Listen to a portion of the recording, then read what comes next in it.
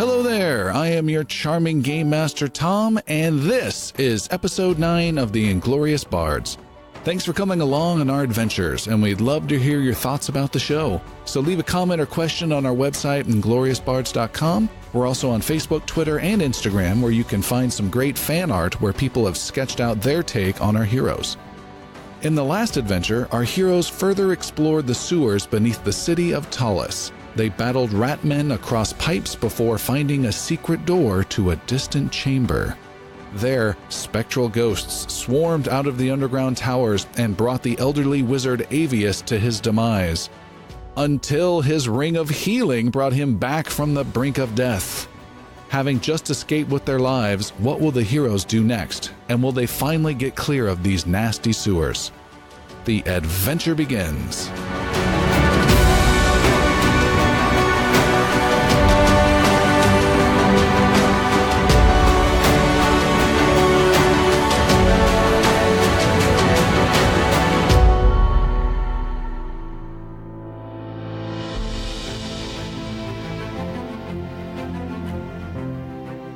Puck, the goblin healer, runs through the natural rock corridor, fear pushing him as quickly as he can, running from the unnatural chamber of towers behind him.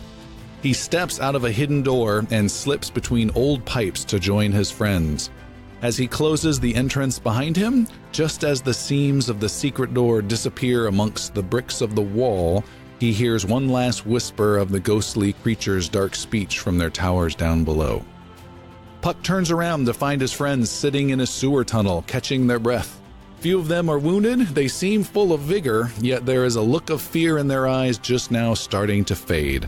Still on the hunt to track down the verminous ratmen in the sewers, Puck turns his attention to the old wizard Avius, who has no reason to be alive after what happened beyond that hidden door. Did that ring really save you? Apparently so. I remember running and falling and nothing. I mean, that's usual, but then I remember opening my eyes again to some sort of surprise, and here I am. Let's never go back there again. I second that. Yeah. But the mystery. All right, go back then. He's halfway through the door. I think we should just wait until we go back. Yes, maybe someday. Perhaps. Imagine the temples above would want to know about it. Oh yes, we should tell Jamon. Send some of them fine, shiny soldiers down here and take care of those nasty little creatures. Still not sure how much I trust those priests. Yeah, well, they seem a lot to want to deal with this kind of thing. Hey, Mr. Elf, come here for a second. I want to, you're looking a little shabby. I'm going to cast a heal on you. You go up to 5 points. What did you cast? Oh, heal, Cure Wounds, level 2. That also adds your spellcasting modifier. You go up 8 points. There you go. So what's the wound status? Give us an update. Avius is full health at 25. Elmon has 18. Our tank is untouched at 61. And the goblin's at 31. I just don't feel quite the same as I used to. Just like part of me is missing. Hold on a second. He turns around, opens his robe, looks down. No, nothing's missing. I just don't feel quite the man I used to be. From down in that chamber of dark towers and evil ghostly forms, Avius was touched by a hand of one of these things and has affected his life essence. Avius feels weaker than normal, so though you are at your maximum health is nowhere where it should be. What time of day is this? You're not quite sure at this point. Sure. You're inside a relatively dry sewer tunnel section that's sloped, and there's a burst pipe not too far away that's letting clean water down in, and that water's pooled down into essentially this long chamber does a vertical V style shape with stairwell at the bottom, but that bottom stairwell is water filled with water. Right. That's where Elmon went through. Did a little swimming. Previously. Yeah. Awesome rats. Poseidon Adventure style moment. And there was that marking that was on the piping? On the brick ahead of the stairs. Ceiling of the, yeah. And what was that marking? It is a roughly circular shape of yellow with a yellow arrow pointing to it on the right side. Okay. On the right side. I need to rest, I think. I do as well. Shall we go back to Middlehawks and I'll see. We have to go back across that rope bridge that is not in good shape. We could stay here and take a short rest and then move on. Well, very well. Are you going to be able to rest with those things wandering about downstairs? I think they're limited in where they can go. I think we're safe here. All right, short then rest then. Olgrim will take a Puck, watch. Can you go back to a bear so I can cuddle you? No. Sounds like a good idea. But I like to cuddle bears. I'm all right. You guys Pulls out his grinder app. Yeah, go ahead. I'm going to use 4 of my hit dice. To rest. Wow, Yeah. really? Wow. I used, have 18 hit Puck points. used 1. All right. Really? I thought he... No. He did. It was a garbage. I was a 10. It was a straight garbage heal. Yeah. I need me some hit dice. All right, Elmon's resting up. I'll fan him with my shield. I should have used more. That's terrible. 10. You're about 14, dead even average. 18. So 18 more, so I'm at 36 hit points. That's pretty good. You guys take a short rest. It's about 30-40 minutes while you're down here. You have to watch mainly the way you came would be a main way for any attackers to come, so you focus your attention there. Occasionally keeping your eye at the water, but it's relatively still except for the water rolling down into it. And then you don't see any motion or hear any sounds from the sealed secret door during that time. You guys have done some hit dice recovery, and then I think, Avius, you can recover something with arcane recovery. 2 spell slots. Nice. In the stairwell, can we see that that beast that's in there? You see nothing, Okay. but relatively clear water. And what was it you saw down in there? Jelly? I don't know what that means. You don't know what jelly is? I'm a preservative. Is an ochre. It was like an ooze. None of these words are registered. Yeah, Ochre? Oh, good. Moth? Okra? Happy little tree? What? Pudding. Pudding. Somebody say pudding. And it bit you, did it? It tried. Yeah, baby. Did some There's a look at his disbelieving hand. Has dwarf some right in front of you. Some acid damage on it. Look at the hand. Yeah, it tried to absorb me, if you will. Like it seemed like it wanted to eat me, and like suck. All right, I'm looking for another way through. Then not going to be eaten by a pudding. Start searching around. I'm very keenly aware of this other secret door, but I'm trying to find some other way through or beyond. All right, make an investigation roll. Investigation, you say? That is a 14. 14. You have searched around and can see no other way through to continue on in your adventures of looking for ratmen. It is water. What if we had our wizard here cast some lightning into it? Could do something, I suppose. How do you know it's in the water? Wasn't it in the water, Elf? I can vouch it was in the water. It was in the water. It was in the water. The pudding's in the water. Okay. Pudding in the water. Pudding's in the water. Pudding go in the water. Our pudding. Maybe it's accidentally casts firebolt and nothing happens. if I don't think I'd be very good at it, but if one wants to go in there after it, I can certainly protect them against acid.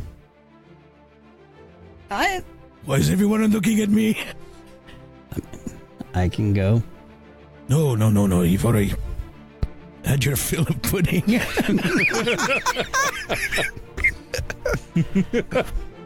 I'll go ahead and Ogrim will Draw your small wooden spoon. Ogrim will step into the. But before you get in, All right, I'm not stepping in He there. takes his toe out. Puck's gonna cast protection from energy, Okay. the 3rd level spell. For the duration, it's 1 hour. A willing creature you touch has resistance to 1 damage type of your choice: acid, cold, fire, lightning, or thunder. And what are you choosing? Acid? Acid, and this is a concentration, I believe. Yes. Yes. Okay. So you're having to maintain it. Totally I fine. have a question about Thunderwave. Yes. How does it And- work in water? Thunderwave. Could it move through a medium such as water? It could. I would. Everyone! I don't like stand the look back. in your eye. Get behind me, everyone! Everyone! I hop too. I don't know what you're doing. I'm gonna cast Thunderwave into the water. Doesn't that How far in? go around you? No, it's a zone. So as long as you're outside of that Okay, zone, I thought it was like immediate around you. How far into the water was I before? You were on the other side, like looking over. It's when essentially maybe 8 feet where you'll be submerged going quote unquote down the stairs, and then it's 20 feet of flat corridor, if you will, and then an 8-foot rise on the other side it's about upstairs. 30 some feet away before getting to the ochre. Could be. Okay. never mind. It only works for 5 feet. It doesn't go that far. I still stay behind you until ordered otherwise. Well, Olgrim, you are protected from acid. You feel a tingling around you that makes you feel a little more Resistant, not protected. Resistant, yes. I'm very keen on that word all of a sudden. Being waterproof and water resistant. Yeah, they are different. Avius comes up beside Olgrim and begins walking with him, his arm around his shoulder. Now, you don't want to breathe the water. You just hold your breath and don't drown. Pulls down his hood a bit and tries to take a deep breath and marches into the water. All right, and that's exactly what he does. He doesn't swim. He is essentially old-timey underwater I've got a suit bubbler type around thing. my Yeah, neck. he's just walking down, weighted down by his armor. What kind of armor do you have? Splint. Yeah, that's pretty Large that's pieces weighty. of metal. Yeah. Yep. So, yeah, it's a little slow going, but it's very stable vertical movement as you go. I'll go with him and kind of try and Do give him- dolphin circles Yeah. around. No, try to give him a little impulse there and like kind I of. get to the middle and Moving fall forward. down. Oh no! You see an arrow fire over you in slow motion, just barely going over you. You move like they do. Or as MST3K said, underwater fights are the drum solos of movies. Oh, that's good. All right, Olgrim, you are down and you are walking. I need, as you get about halfway through, make an athletics roll, please. Athletics to roll. 17. You're having no trouble. Your breath's holding. You've got confidence. You're making your way through. Elmon, you said you're swimming behind him. Yeah, kind of give him a little push and kind of keeping him company down there. Push me too much. He's like a turtle. He won't be able to get back up. Both of you may make perception roll. You think they're gonna make it, wizard? It's been a few seconds. 20 minutes have gone by. 11. 11. 13. 13? 14. 14. Both of you are going along and don't see anything out of the ordinary. You both have dark vision. You can make sense of what's going on with the shape of the stone around you. And you can see the stairs up ahead. And Olgrim, you are grateful when your foot kind of stumbles on that first step and you start to feel yourself rise. And Puck and Avius, you can just see them, their shapes darken from your torchlight, and then they disappear underneath you, and you wait and you wait. And you can briefly see a flash of yellow color in the water, but then it disappears. And Olgrim and Elmond, as you're walking up these steps, Olgrim, your head breaks free into air, and you take a nice big breath. And I see 4 eggs sitting around me. And you feel the hand of Elmon on your shoulder again. He's waiting for you to get clear and up, and then you feel a quick jerking from Elmon's hand. As Elmon, you are attacked Oh, That thing loves me. by this ochre jelly again. It comes up from behind and gets I'm going to assume that's a nice giant hit. Let me double check. A 21. Oh, yeah. And you have been hit for 9 points of bludgeoning damage and 3 points of acid damage. Fantastic.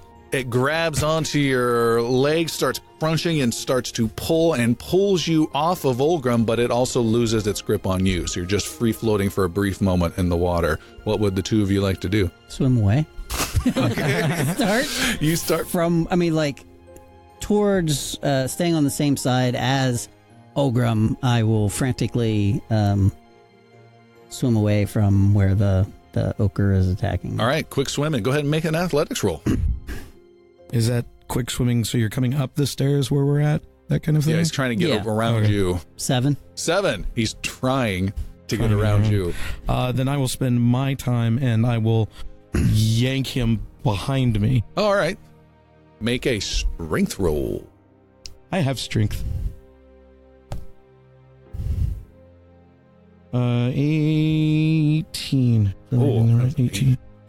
18. With 18, you essentially have this, a large elven flounder just panically flopping around in the water next to you. You're just like, enough! You just grab him and toss him out of the water and onto the dry tunnel on the other side. Elmon thinks he's There's drowning. like All he 30 has to do ratmen is standing stand there. up. Should we hold him? What do you want to... You can see Using my movement, I back up. you can see a weird blobular mass of yellow shape in the water, and it is coming straight towards you, Olgrim. Great. I let it feast on the visage of my shield as I draw my weapon. I don't know where that is for placement, if that's next turn or this turn. No, you can draw your weapon. It's coming right at you, and it lashes out this. It's a blobular type thing, but this kind of pseudopod appendage comes flopping out and strikes you for 12. Tries to hit a 12 or 12 is that it's 2 hit. it's 2 hit. It will not Not hit succeed. you and your shield. Thunk You against the slit there. shield. Why couldn't I get that? I hand you the shield.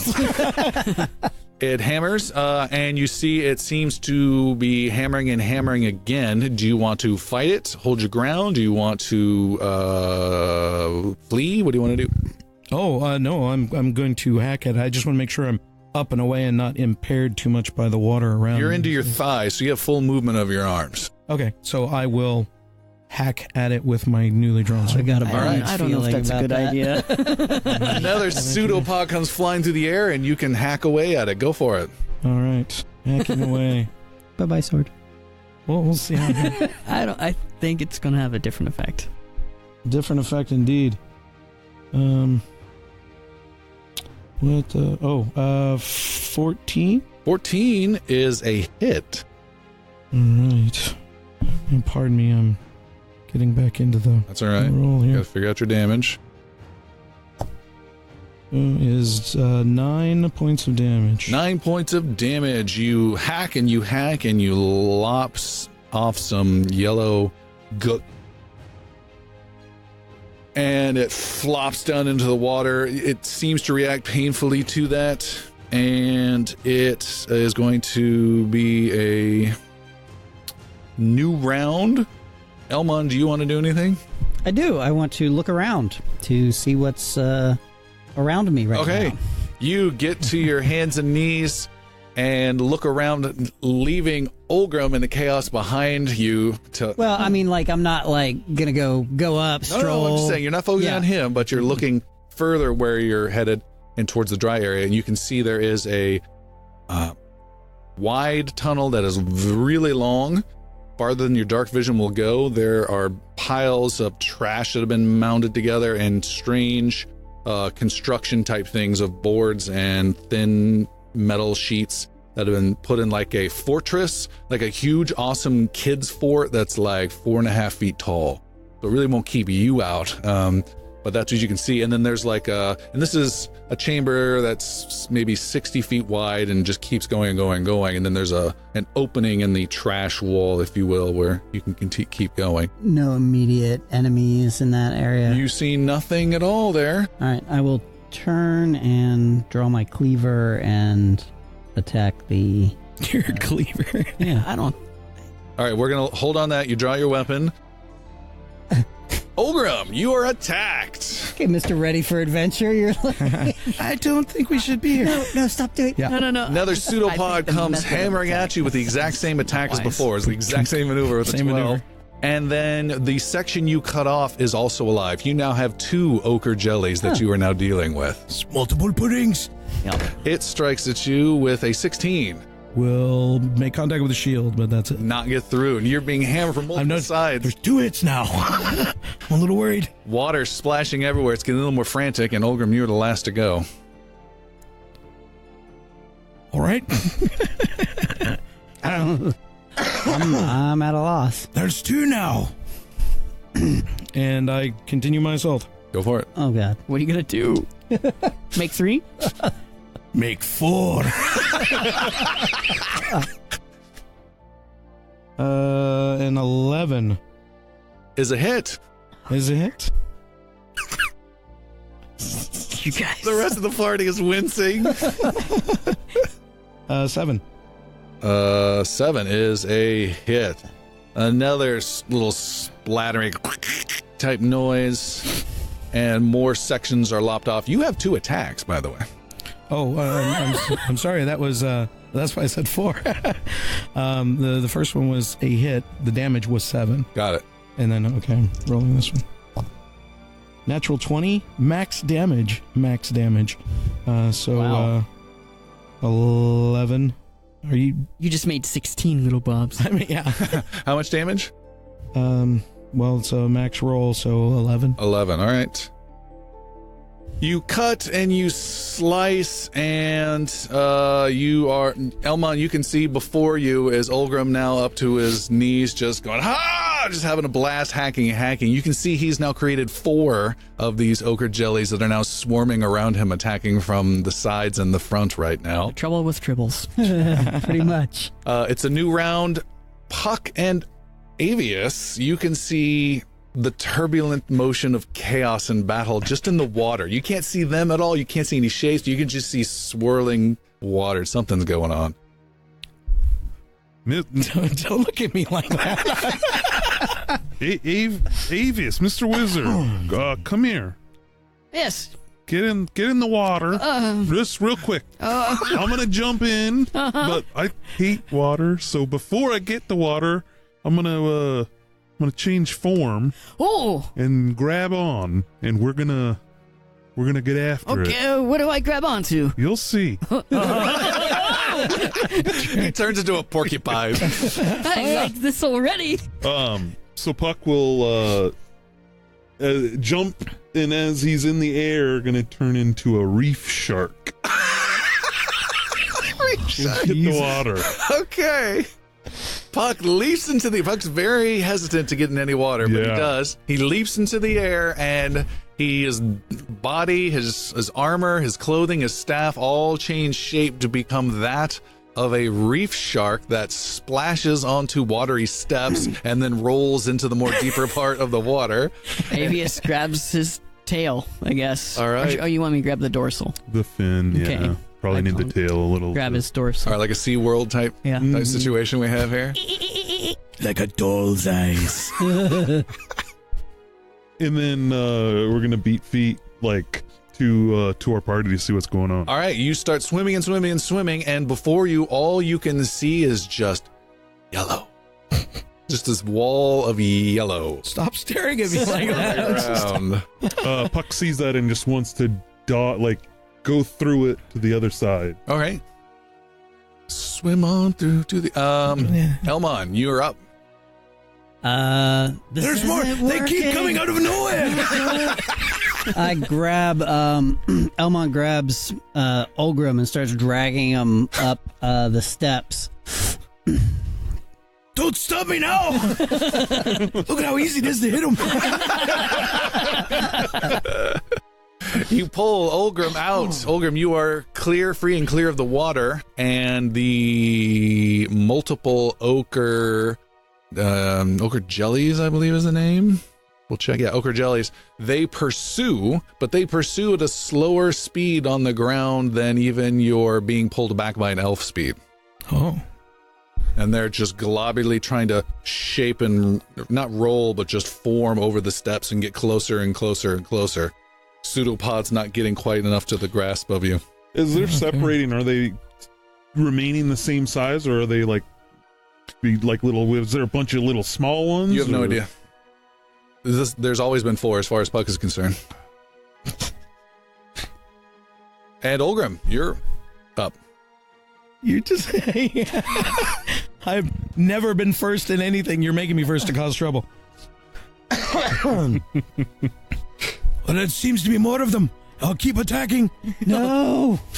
Why not? Because there will be more of them. We need fire or something. Realizing everything's wet, I'm still going to try to light a torch. It's my turn. Carry on. He tells me no. I go defensive then and just try to... Full on defense. Yeah, full on defense. Well, here comes an attack with disadvantage. A 20 and a 20. What? You go full on defense a second too late. Okay. Oh, you get hit. You get hit for 14 points of bludgeoning damage. Which will be 7. No, which will be 11, sorry. And 6 points of acid damage. Which will be 3. Because of the spell he cast. Nice. Big old hit almost knocks your helmet clear. That was 1. Second one, a 20 and a 19. 19 will not make it. 23 total. Oh, 23 total? Oh, okay. Is a hit. You were hit for 9 bludgeoning, 3 acid. So that's 6. Have you already done the 3 acid? Oh, no, you doubled. 3 so acid. 6 and 0. Or 6 and 1. 2. Round down. Oh.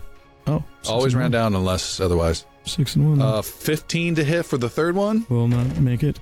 And a total miss on the last one. Yeah, you're essentially, get defensive, and then just you're swarmed on the head and the face. You're just covered in yellow goo. Slap, slap, slap. Smearing off the damage. Puck, you are swimming, and as you're about to swim into whatever this seaweed yellow crap is, you're not sure what's going on. It all just kind of leaves, this cloud of yellow leaves, and disappears above. And you're quickly running into steps with this strange old man clinging to the top of you. Puck is gonna attempt to come out of the water, Free Willy style, and change back to Puck, and so Puck doesn't touch the water. Okay, at so all. that's the reason Puck has never touched Puck this hates water. the water, but right. as a shark, That has died. couldn't really breathe without it. All right. So that's what that's what I want to do. All right, Puck, you can make an athletics roll first style. It's just you just closed your eyes at the beginning of the spell and oops. A 2. A 2. It all seems so good in your mind. And essentially, here's what happens. Ulgrim, you turn back and say to Elmon, all right, and I'll go defensive. And you bring your shield up and smack, smack, smack. You're hit in the face like yellow pies of meringue. It's all Puck. Go smacking, and then you are hit by a blue reef shark that also slaps right into you, flapping around. I missed that in the tunnel. You take 3 points of bludgeoning damage. Holy crap, 1. And are knocked prone. That's not good. And then the reef shark changes form to a squirrely goblin on top of you. Oh, hello, Puck. And Puck, you're on top of him, essentially making an ochre jelly sandwich between the two of you. Good day. And Avius, you were just slowly coming to a stop in the water at the steps, wondering what the hell Puck just did. What would Avius like to do? Avius needs to get up and look around, assess the situation. You see there's a dwarf on the ground on his back. There's some yellow jellies on top of him, smushed on top with jelly squirting out like an overstuffed peanut butter and jelly sandwich is Puck. Then there are two more that are away from them. One's closing in on them from the side. Another one is closing in on Elmon. Well, I guess we're gonna do firebolts. Hold still, guys. Oh no, you brought the wizard? Don't worry, I'll save you. And I do firebolt. At whom? At the yellow ochre that's sandwiched in between. Puck All right. and Olgrim. Don't miss. Hey, your aim is that good? Better hope. Oh, a natural 20. Ooh, max damage. Yes, sir. And it's 10. How is it? It's just 2d10. Okay. 10 points. Do I add my spell attack? I thought it was 2d10. Yeah. He rolled So 2d10. max damage would be 20. 20. Because you rolled a natural 20. Oh, that's how that works? Yeah. Mm-hmm. Yeah, you automatically do. Level 5 wizard. Okay, 20 damage. You want to describe that? That's a good hit. Yeah. So with both of my hands up in the air and I swing them forward and this firebolt comes out and forms in between my hands and shoots towards the yellow ochre, barely missing the wiggle wrestle fest of Puck and Olgrim. Wiggle wrestle fest. And hits the ochre right in the center, and then you see the ochre begin to burn from the inside out. Mm. And it's just, and as that's happening, they are able Turns to into hard candy. get away. The smell. looks like a marshmallow that got too close to the campfire. Oh, nice. Time is done. So, Puck and Olgrim, your sensation is half of the jelly between you has been blasted out and has rolled out in this burnt marshmallow-like shape and is still alive, but badly hurt, but has not split into another pair. Okay. However, there's still another one right between the two of you. There are two more heroes left to go this round. One of them is named Elmon, so why don't you go ahead? Anybody got a light? And Puck. Holding out a torch towards Puck. Okay. See if he'll give me a light. Do you have any fire creation concept? Yeah, I have it's a cantrip, I can light a torch. Sure, why don't you do it? Yeah, Does that take a full action for you? Or? Nah, Okay. we can do it. it's a Perfect. bonus. Okay, fantastic. All right. And then I will start trying to fend off the ochre that's coming towards me with this torch. All right, make a melee weapon attack like you're... I don't think I've ever made one of those. +3 because of proficiency. Yep, Okay. you're proficient in torches. 14. Is a hit. Okay. And do a d6, a plus whatever was on there, plus your strength modifier, essentially. Okay. 2. 2 points of fire damage.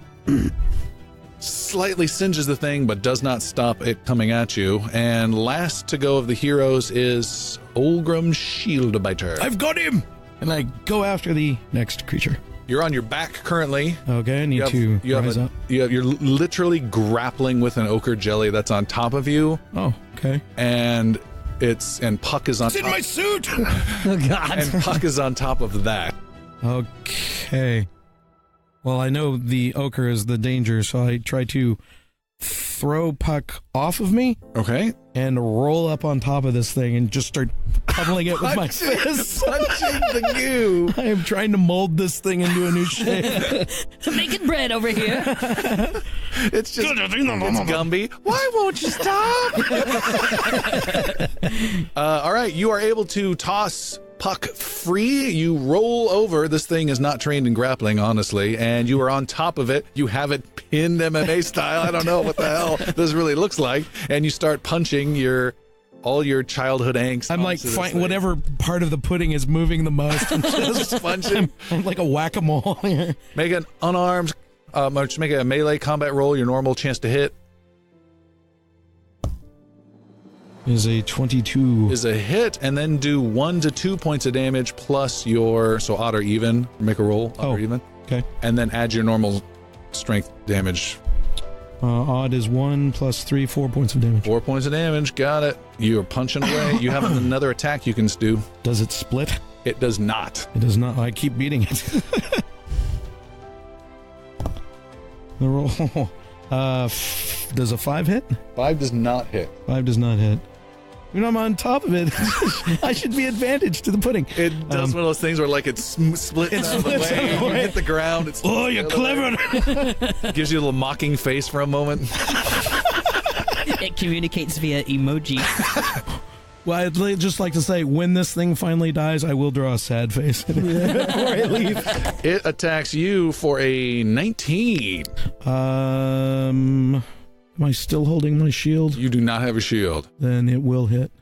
You can't hit it, and then just smack. You get smacked upside the head. It's got this thing of, it's got my hands. And it's just hitting me. It's like an airplane scene or something. You are hit, I believe it is 9 points of bludgeoning and 3 acid. So, cut in half. 6 and Those are your 1. skills, got it. 6 and 1. You have the protection against acid as well. Yeah. Yeah, Which is what I'm okay. reducing here. Another one that's badly wounded is that you got flamed up by Avius, is scurrying towards you, Avius, but then goes past you and is heading back into the water. There's one coming right at Do Elmon. I get an opportunity attack? You can actually, yeah. How does that work? I've never done that. You need to make a melee weapon attack with your staff Okay. and roll it. It's free.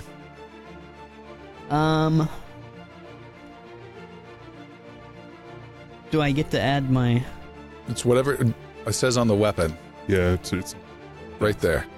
Oh, +2, so 10. Is a hit. All right. And I did both hands. Since I Sure. have both hands free, so it's 8, 4, and then I add 6. Getting the first kill, Avius kind of just smothers out this goo with the butt of your staff, and it kind of trembles underneath, and then it stops moving. It becomes inert. Take that! One's coming at Elmon, however, coming right at you, and it swings out a little pseudopod. You easily dodge out of the way. And there was a nice, juicy one coming at Puck. You were on your feet, Puck, when suddenly Yellow comes flying at you and misses, and you are able to punch it for a little points of damage. Just a free points of damage. Got it. Okay, back up to the top. Puck, you're ready to go. I'm gonna cast Frostbite on this one that just tried to swipe at me. Okay, So it's a Constitution save. got it. I have no idea what that is. It is 12. What's your spell DC now? It's Got to be a 13 plus at least. yeah, it's 14. Nice. It fails. Comes a little cold. Takes 10 points of damage and has disadvantage on its next attack. All right. You freeze a section of it and you kick that section off, and it takes the damage and it does not split. Who's next? Avius. Ooh! Alright, so we have 2 damaged. One of them is underneath Ulgrim, one just flew past Puck, and then one is coming up. Yeah, one on Puck, one on Ulgrim, one on Elmon. On Elmon, engaged with Elmon. Yes. Elmon, don't move! I immediately move away. And I'm going to do Firebolt again, because I think I'm a badass now. Ooh. And now there are 2 puddings. 7. One is Elmon. 7 points? Yeah. Is a miss. firebolt goes flying. He told you not to move, and it lightly singes your right shoulder and damages your tunic a bit. But Elmon, you're next. Continue to attack it with a torch. All right. Wielding a torch brazenly. Brazeredly. 6. A 6? Yeah, 6 to hit. You're just swinging around and not getting much of anything. Why did it have to be snakes? However, you do have multiple attacks. Oh, yeah. That's right. I do. So I will make another torch attack. All right. 10. Is a hit. And this hunter, not a hunter's mark, but Colossus. So I get the second. Yeah. All right. Colossus? Yeah, so 1d6 Without a bow? 2. Oh, yeah, it's just not bow related. 4, 5, 6 plus 7, 8. So do I get my strength modifier twice? No. Okay, so 7. 7 points of damage. 7 points of fire damage. It sizzles and shrieks a bit. Oh, is it a shrieking monstrosity? sound. It's, let me check. No, it is an Okay. ooze. Okay, very good. Ooze. But it's close sounding. Olga, Not fought a monstrosity yet. you had Yeah, it was the bat things, wasn't it? the cloaker type thing. Yeah. Can't remember what they're called. Yeah, you have. I thought it was the meat umbrellas. Yeah. Yeah. I want to know the name now. Standard fighting is not seeming to work for Holgrim, so I want to take like my beer stein and kind of stamp at it like a cookie cutter. Just try to Like a encase mallet? this thing into this. Yes. So just trying to mash this thing. All right, you get 2 attacks. It was called a dark mantle. That was that creature. I thought we settled on meat umbrella. My great band name. How is okay? So it's not with the long sword. So there we go. That should do it. 22, Is a definite hit. and we're doing even odds. That'll be 5 points of damage. Punch is delivered. Smack, your second attack. Second attack. Just pounding over and over. An 8. Is a hit. It's my magic mug. And that's going to be a 3. How can you do 1 to 2 points of damage? The last one be 5, and this one be Sorry, 3, the other one should have been 4. This one should be 3. for 7 total. Got it. Nice try, though. Yeah, trying to sneak that 1 hit point in. Yeah. I'm just that mad at the pudding. You strike again. It lashes out at you and hits again with a 22 Jeez. for 9 bludgeoning. 3 Now I just take off acid. the armor. I'm just pissed. It's just- At the same time, just out of your peripheral vision, Olgrim, you see a yellow mass leaping at Elmon and hitting for a 23 Yep. for 9 bludgeoning and 3 acid. And Puck, you are also being cornered by one of these things. It strikes out and doesn't come anywhere near attacking you. You're able to easily step away, and you may go Avius. I feel like Elmont still needs more help. Yeah, I feel like Elmon does too. Elmont! Don't move! 13. Is a hit. And 18. Jesus. 18 damage. Yeah, an 8 and a 10. Nice. Elmon, do you move this time? No. You stay put. The creature closes in, and Avius anticipated where it would be, and kaboom! Fire hits it and sends it splattering in 30 different gooey yellow chunks all over you. But it is dead. Burning chunks. Yeah. Marshmallow. Looking. Marshmallow, you Yeah. get the s'mores. Puck, you still have one on you. just got the and one smell. The Stay Puff experience. Yeah. I'll cast frostbite again. So a Constitution save. Okay. And you have disadvantage already, don't you? No, That's- on attacks. That He's good. He passes, and any movement or anything? yeah, I will. Disengagement stuff? I will disengage as a bonus action Okay. And then you have a movement. and move away from it. Hightailing it out of there. Just a few steps back. Okay. Give a little bit of breathing room. Elmon, you are scarred for life with this goo all over you. What else would you... That was your bonus action. What else would you like to do? Right? Being scarred for life. Lovely. I will I guess, go and attack the ooze that is engaged with Olgrim. Okay.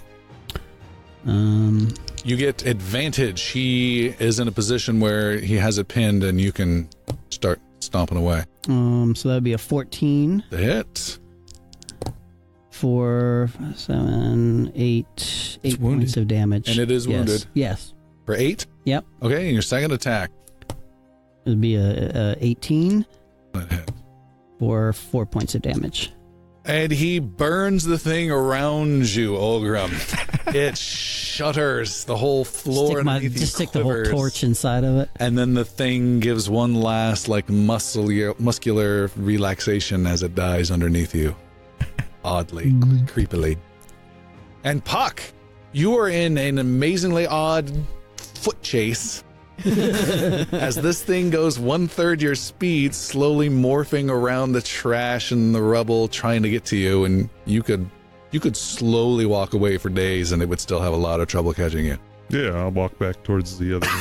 All right. Stroll. Puck slowly walks up to the party. Take care of this for me. Off in the distance, a yellow thing is slowly closing in on the bunch of you. It doesn't move.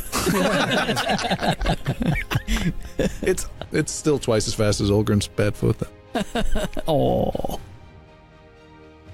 I stomp out towards it, shield in hand, ready to bash this thing. All right, you are able to bash it. By the time it gets there, everyone is able to just stomp the heck out of this sucker, and it is down. While that goes on, however, I do take advantage of my second wind. What does that do? It allows me to heal a little bit. Oh. I will heal 11 points of damage. Nice. Speaking of healing, I'm in kind of I rough got shape. you. I got you covered. Okay. A little bit, anyways. Level 2 cure wounds.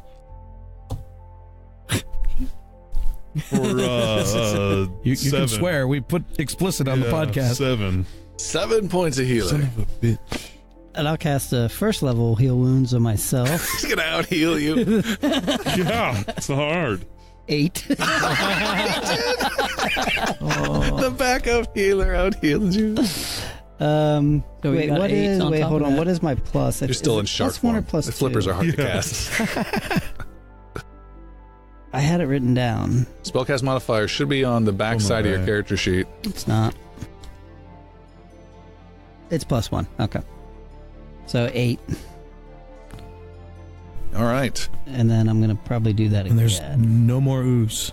There's no more ooze. It is quiet. The water is still again, and you guys are just, as you're casually talking to each other, make sure you don't slip on this goo. I'm gonna heal myself again Okay. for 8 more. Jeez. You're just looking Puck straight in the eyes as you do this. Just heal. Showing my healing dominance. Find the most wounded man in the prison and heal him. Just glares at you with those reef shark eyes. Right. So it should be at 36. Yeah. Okay. Perfect. Don't get mad. I have no idea where I'm at. 38. Oh. Even in your guys' wounded states, you're better off than me, full health.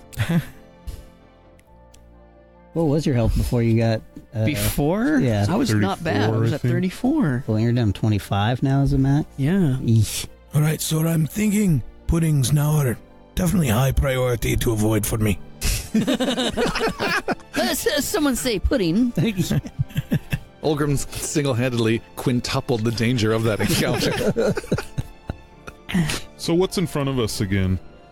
Or like the other... Trash. Yeah. I guess behind us at this point. It's a long, wide, slightly low chamber of trash that's been piled up into kind of a berm wall type thing, occasionally reinforced with some planks of wood and stuff. And you can see there is a cut in the middle to allow easy movement. This wall is only like 4 feet tall. Okay. And I seem to remember it like kind of like the shape of it sort of funnels into a kind of a single point where it's That's that cut I'm talking about. yeah.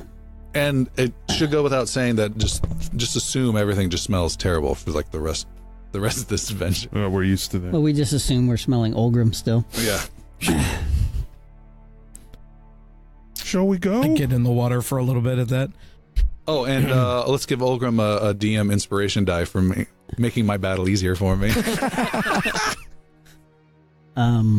Assisting the DM die. Walking down that path, it's a tactical nightmare. You want to go back into the water? I want to go over the wall. In air quotes, wall. Somebody's going to have to help the goblin. So what are we doing? Going over the trash wall, yes? Yeah. Because if we go down that path, that's a kill zone, basically. Like just it's designed as an ambush spot. Elven Commando. I'm not really thrilled about going through the trash. Says the dwarf that's crawled around through shit. I look like I'm just covered in orange Play-Doh. Well then lead the way. Lead the way, All elf. right, I will leap nimbly over the trash heap there to the other side. Would the trash be considered difficult terrain? It would be. Lead the way, elf. You start walking over this uneven trash mess of food and crap. There's some I sort. can't leap nimbly. I'm describing everyone. Okay. Everyone. You're leading the way for us, Yeah. bitch. You can also smell a little bit of fresh air every now and again, and it gives you the sensation that this might be some sort of trash pit offloading area up to the city above, far above, as you make your way through here. Keep looking up then. Yeah, do we see if we see anything if we look up? No, right now it's still low ceiling, but you don't have great vision because you've got a torch and dark vision that only go out to about 60 feet. I was worried about getting hit on the head by some trash. Yeah, but the ceiling's maybe only 15, 20 feet tall, so it's not tall. Oh, okay. You make your way across uneven terrain with Elmon stepping very lightly and quickly. You reach this small berm, and Elmon, you get over it with ease. As you do so, at your maximum vision, you see two pairs of rat-like eyes at about 4 feet in height quickly blink and then run off and away. I assume they saw me, Yes. despite my amazing stealthiness. Yes. Okay. As you're rummaging through the... You are awesome, but you have the group behind you, too. Avius is just picking through stuff as he walks Right. along. Ooh, what's this? A couple of the ratmen saw us. I found a sandwich. Put that down. Make a constitution save. Where'd they go? Point in the direction that they went. Further along down this tunnel. They know we're here. What are we following them? What are our options? Your options are Go back over the rope limitless. bridge. Head back down through the water, rope bridge, find some. Well, I mean, is there really only one way to go? This is one long Okay. corridor. I don't see. I mean, it's back or forward. All right. And Olgrim now starts floundering his way through this trash in All his right. direction. And Everyone gets over the Stomping berm forward. and start making your way over this. Just a couple, maybe half a foot of trash that you're just stepping around and through. As we're walking, Avius casts earth armor on himself. All right. Shunk. Hardened, darkened skin flashes over Avius briefly. He feels more That protected. gives you bonus. Yes, it gives me arcane ward. there's this one tissue that just won't leave. So now I have It's just stuck. Just stuck to the armor. plus 13, so 38 hit points now. Elmon will cast his final second level spell, Pass Without a Trace. Okay. Won't cast a spell. Just keep walking. Elmon cast Pass Without a Trace, and you can instantly sense your footfalls are quieter and more muffled. And you make your way much more silently. And that adds plus 10 to stealth Yeah. rolls? Also keeping an eye out for traps, tripwires, stuff like that. Moving. You see several of them. They are aligned mostly in the easiest part of terrain in the central section of this corridor where the cut is, that you guys are completely avoiding. You're essentially making it harder to move through, and you can see, Avius, that there's a tripwire here. You can see there's a sunken section where there's a small little pit they've set up. Just multiple little traps, but only in the central non-trashiest corridor they've made on the ground. Right.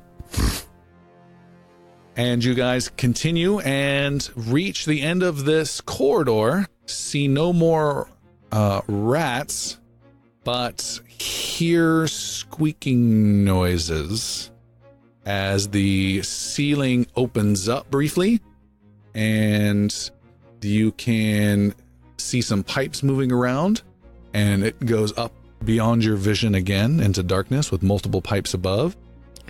And the corridor continues, but gets much, much, much lower. So instead of that 20-foot ceiling, it's about a 5-foot ceiling.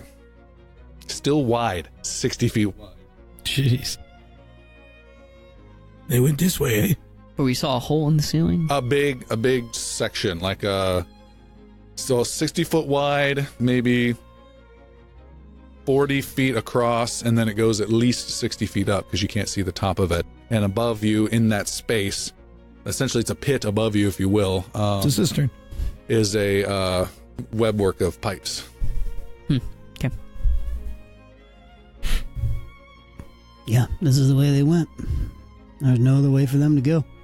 Ogrim saunters on with his new, very soft, padded feet and Okay. That's moves into the... I want to kind of keep a watch above us as we're passing below that area. All right. You're watching closely, and you are the last, you linger last, Avius. Yep. And as the rest of the group kind of ducks down a bit, except for Puck, and goes into the lower area, you look up, but you don't see anything or hear anything, and follow suit. Okay. The group is now in a wide, low-ceiling chamber, and it's fine for Puck and Avius. It is disarming in multiple ways for Olgrim and Elmon, as you don't have room to maneuver with your weapons. It's going to be challenging. I can't do a cool side. You can, but it's not just really designed for it. So Gangster. temporarily, I will draw my cleaver. Meat cleaver. Yeah. Why do you have a meat cleaver? Because we butcher killed the guy. butcher, Oh, all right. and it's sharp. The cleaver. So FYI, you can always go to small weapons like that or daggers and not have any trouble, or FYI. You make your way across this low ceiling room and can hear something. All of you may make perception roll. We'll take the highest of the lot. 11. 19. That's 14. 19. 19. Leading the way. No, Olgrim's leading the way. You're in the rear. Yeah. no, usually. I'm in the rear now. Yeah, he He was ends in on the there. rear. Hey, Elmon, you are able to hear You the... finally got to be last. You've been trying. You've been trying to get behind me for a while. Yes, I have. You can hear, Elmon, the sound of running liquid, not loud, but I keep using that word, voluminous? Voluminous? Voluminous? Voluminous. Voluminous. You can hear it's like not like a raging rapid, but pretty significant, but still a little bit of distance away. I think somebody just flushed. And you can also hear the squeak and skitters of a few rat-type creatures slightly covered by that sound. Could I tell if those are actual rats or ratmen? Is there any significant difference to the sounds that they make? You can definitely hear a rat, and that is one of several sounds that are ratish. The others have a more voluminous... Are they straight ahead? They're straight ahead and also to the rightish. Hey, heading to the right. Heading to the right. Olgrim starts moving to the right, Okay. but like quickly and sword out more to the side, like almost Japanese anime style. You see Olgrim, he's moving, yet he's just in one pose. Bamboo is running by. Bamboo! Where are you gonna... Got it. Sorry, let me do that. Olgrim makes his way closer and closer. Don't forget, we're really quiet. And you're very quiet. Go ahead and make stealth rolls for the party. Make stealth rolls disadvantaged, please, but you do get to add plus 10 Oh, okay. for the spell. 15. 14. 19. 32. Jesus. How do you get 32? Well, I'm plus 7 naturally. I rolled a 15 wow. plus 10. So. Oh, we get to use that plus? Yeah. So 21. 21, 30. 32. 15 and 15. Okay. Got it. Forgot to add my +1. You make your way through. There are small little mounds of trash. It's not completely covering the floor, but you can kind of make your way. You're keeping I your cringe eyes at every out. noise they make. And you are closing in on some enemies that are not quite aware of your arrival, except for one, a sneaky one, who sticks his eyes and his small hand crossbow out from the pile of trash he's hiding in and takes a shot at the party of you all unaware of his surprise attack. And he is striking at Puck. Puck, you're walking along, and then there's an arrow that comes firing out. And a 16. Oh, yeah. You are hit. This ratman assassin hits you with a sneak attack and assassin critical hit as well. What? You have been struck for 10 points of piercing plus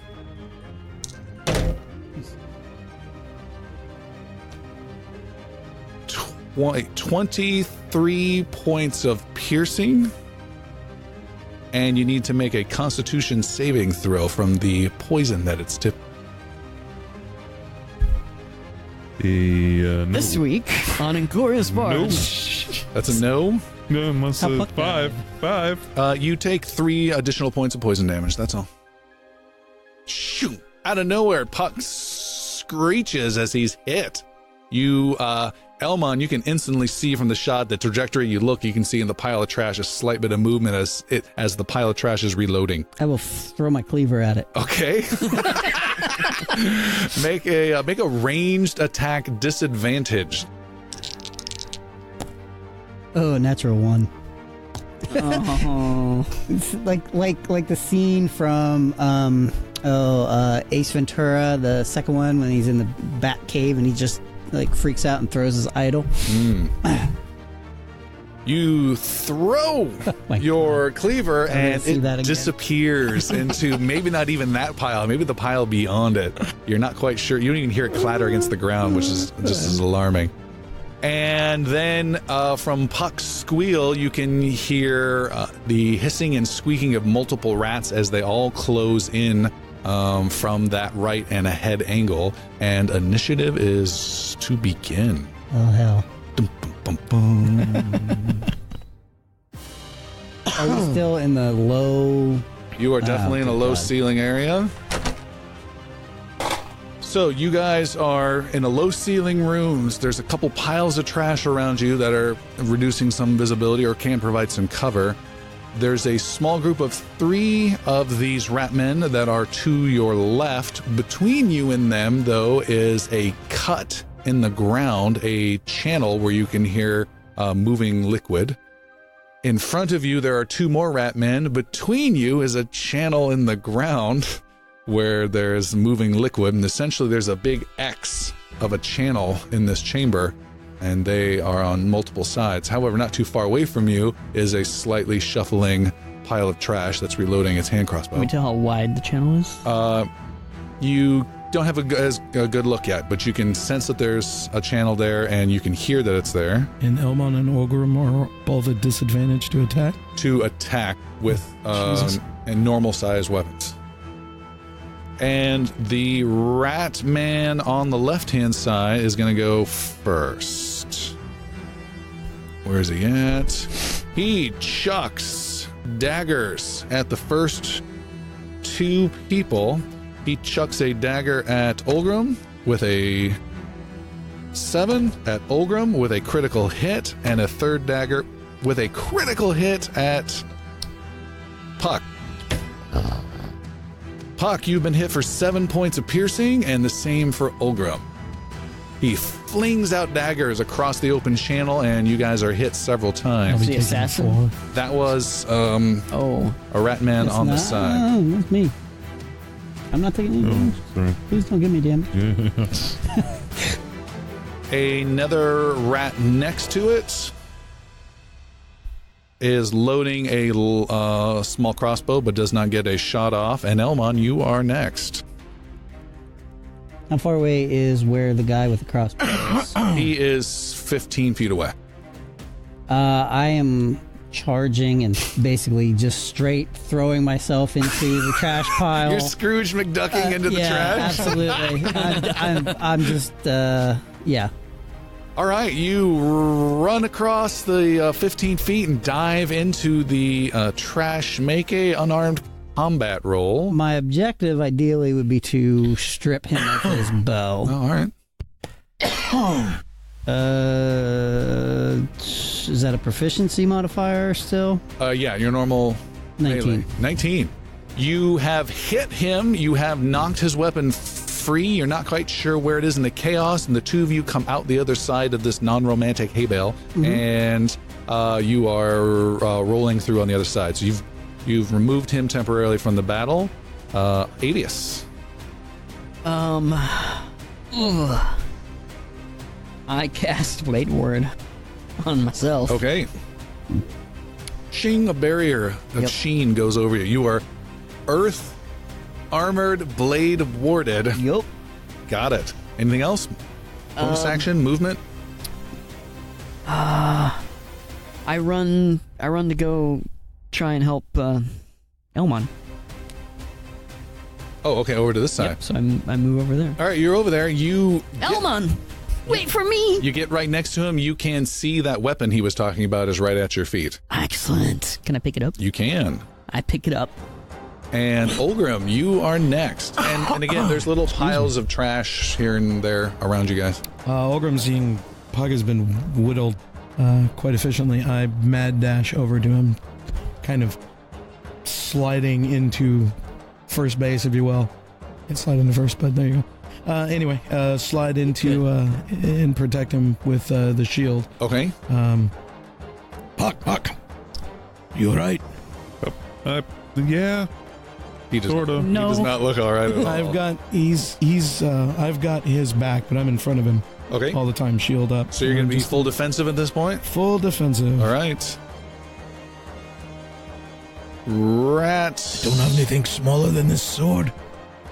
This rat man fires with a slightly larger crossbow at you, Olgrim, and is shooting disadvantage because you're on defensive mode. And got a 17. 17 will not make it. Shoots, misses. You hear the flutter as it hits trash behind you. So what are there? 6 of these rat men in total. Puck, you're next to go. First of all, I'm gonna cast 3 Bombs of the Summer Court on myself. Okay. Wow. Nice. To gain 13 health back. What does that bring you up to? 17. And then I'm gonna so these guys over here they're the ones throwing daggers, or are they armed? One guy's the red one threw daggers, the smaller ones are firing crossbows. Okay, I'm gonna cast Thorn Whip on one of the closest one firing crossbow. Okay. Thorn whip away. Natural 1. Natural 1. Oh. Your Thorn Whip does not hit him at all and actually gets tangled up and disengages Olgrim's shield for the rest of this round. What's going on? I need that. Elmon, you are screeched at and bitten at as you're wrestling this creature, and it cannot get purchased. And it's just frantically biting at your shoulder, biting at your arm, and you're just like, trying to keep it off of you, and you're continuing to tumble. It does not do any damage, and finally is able to, let's do a strength roll. Might be able to kick free. 9. 9. He is able to kick free, and the two of you are stooped low, maybe 2 feet away from each other, just glaring at each other. But he did not do any damage. Straight ahead is another Ratman. He is going to chuck multiple daggers. He chucks a dagger at Olgrim with disadvantage and misses. Chucks another dagger at Olgrim. A 19, but a 7 with a disadvantage and misses. He chucks a dagger at Puck, and Olgrim is in the way and misses. Okay. Daggers go flying and flying and flying. He's got a belt of them, and he just seems sad that he missed. There is one more Ratman still to go. He's this guy in the back. He is lining up, and he is loading his crossbow. It is a new round. This Ratman on the side is going to start moving and disappears behind a little mound of trash before the channel. This guy fires his crossbow. Another Ratman fires his crossbow. He's firing it at Olgrim. Disadvantage because you're guarding. Oh, that was brutal. He fires a shot and does... Let me check his damage real fast. He does 6 points of damage to the assassin facing you, Elmon. The shot goes firing wide, misses Olgrim, misses Puck, misses Avius, misses Elmon, and hits his own friend. How much damage did I say? 6. 6 points of damage to that poor guy. And he's like, ah! And he is not happy at all about that. 6 points of damage. And Elmon, you're next to go. Am I able to draw my bow and fire? You can, disadvantaged. Okay. I will do so at the guy standing right in front of me. Okay. That's right, 1. Jesus. Fortunately, I'm facing away from the party, so... You fire your bow, and you have you've got the string cut up and the bowstring, and it'll take you, instead of firing, it's going to take you another round if you want to use the next round to... You've jammed your weapon, essentially. Sure. I get it. What did I say about that guy? 6 damage? Got it. Yeah. Avius. And you can still do bonus action or move. Bonus action, kick some trash at him, I guess. Okay. Just to try and keep him distracted. Avius. Elmon, don't move! I cringe. Here it goes. We're in a compost pile with miscellaneous gases roaming around. All right. I have 10. 10 points of damage. You fling out... 10. 10 to hit. Oh, never mind. Let me check. Never mind. This was the assassin. You fling fire, and it misses. It hits a small pile of trash behind him and starts to light it gently aflame. Nice. We're going to have some light in here, guys. And I assume that's it. Olgrim, you're up. You've essentially had your shield taken, but just getting hammered by all sorts of projectiles this whole round. Yeah, so the shield's away. It's tumbled down to the ground. You have yanked it back and have this magical whip that now disappears from your shield, and you hear a goblin sorry from behind you. I'm pretty useless here, Puck. I've got to get close to be able to fight. Go. I'm good. Go. To one of the closer ones there. Try to get to the one that went into the channel. Okay, so you're going this way to the left side? However, I can't fully see, but yeah, that's pretty much it. And I'm doing that so that I have more room to swing and whatnot. Okay, so as you run over here, it is essentially... You're in this low ceiling chamber, and in between you and where those ratmen are is a cut. The cut is about 6 to 7 feet wide, and it drops straight down. It's not a sinking. Oh, I thought it was a... It just drops. So essentially like a little mini cliff, if you will. Okay. So you can run over there. You can easily reach these guys. You will have to, however, leap over that gap. Don't want to leap. Now I have a new perspective on the universe. However, to the ones that are closer on my segment, I'm going to try to ram and knock into the... There's no one on your rolls. segment. Across this gap. There's a gap. This is a Move fun the game. drink or the pencils for him to see. Yeah. Put your pencil back there so you can see. There's a gap. Alrighty. I don't imagine I'd get very well across there, and I've got to stand back and... 6 So, feet's not that far. you're not a dwarf. You've never played with a dwarf either, have you? Wait with I stay back and I just guard Puck then. All right, you stay back. You're Yep. in your defensive position. Yep, defensive position. But I am taunting all manner of shots, trying to make myself a bigger target. Your wish is my command. A ratman on the side fires his light crossbow, disadvantaged. A critical or a 18? 18, I have my shield. You have I'm your just- shield. I'm good. Oh, I'm goes good. right between your eyes, and you raise your shield at the last second and block it. They're holding their position. They love these channels. Puck. I'm gonna cast 2 more summer bombs on myself well, while you're here. to go up 5. Don't you have a plus on that? Not on that one. Not on this Yeah. one.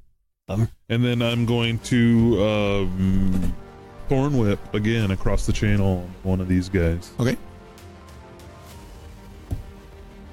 A 23. That is what we call a hit. Um, You get to roll damage. You don't get to do that often. 7 points of damage, You- and I pull him Ooh, into nice. that into channel. the channel. You whip the guy. You yank him. You can see blood, fur, and little chunks of leather armor come off with him. He is torn free of it as he gets pulled, but he gets pulled just an inch near the edge and then slips on the last bit of trash and falls in. And Olgrim, you take the count of screaming to identify this as about a 40-foot drop that he has dropped down. 1, 2, 40 feet. He is gone. Oh. Nice. Well, we can go down there later and collect all the rat tails. That was awesome, Puck. Yeah. The Ratman Assassin in Which front. one was it? Yeah, thank you. The Ratman Assassin next to Elmon whips out his dagger. This is like a bad action movie style where the guns are down yeah. and he whips out his side dagger. Yeah. And he whips out his curved dagger and comes charging at you, whipping it Be a great time to have a dangerously. cleaver right now. He strikes at you, but you kick out some trash, and he totally misses and does not attack you successfully at all. And Rogue 1, 2. Another hail of small blades are coming your way, Olgrim. You have Incoming, disadvantage. stay down. Miss. A miss. Oh. Yeah. A miss, and then he only brought 6. He was out with his last one. And he He's got stomps to at the ground. He come across sometime. starts squeaking in anger. It is a new round. Olgra, make a perception roll.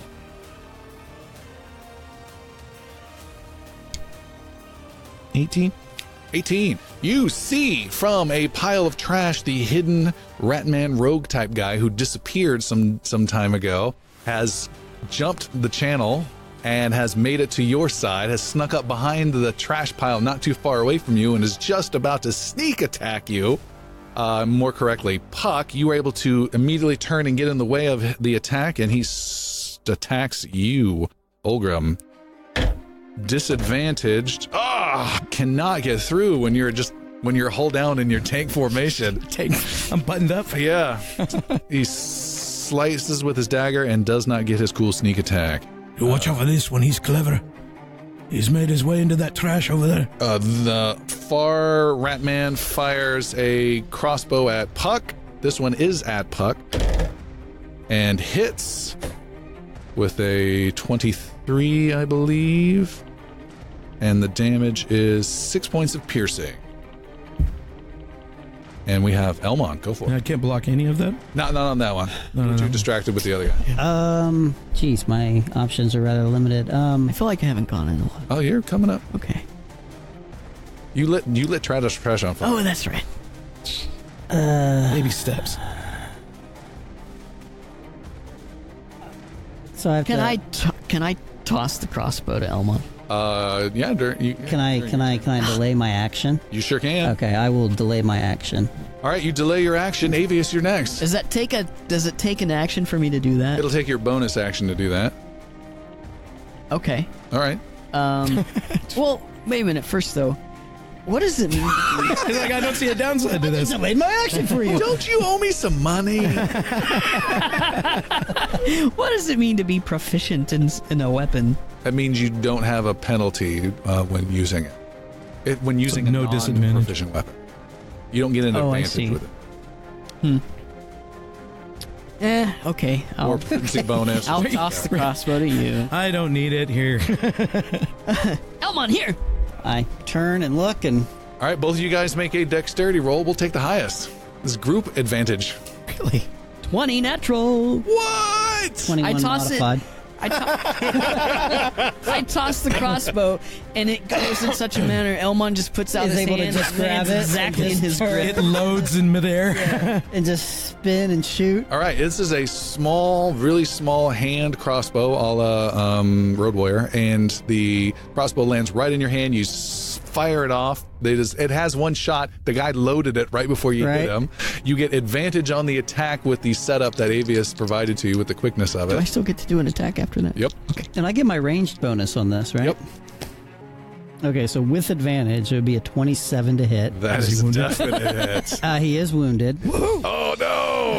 Oh, no. He was looking so good. 9, 10, 11, 12, 13 damage. 13. You're going to regret that paper cut. All right. So what did you say, Avius, again, when you tossed it? Here? Yeah. All right. He says here. He throws it, twirls it through the air perfectly. You instantly grab it, fire it away, and that guy just disappears in a squawk into a pile of trash. And he is dead. Nice. And then, Elmon, you can move. I will move and collect his arrows. All right. You find him in the trash, and you're scooping up. You have 5 rounds. Okay, and I will load Bolts. So I will load a bolt into that crossbow. Avius, that was just your bonus action.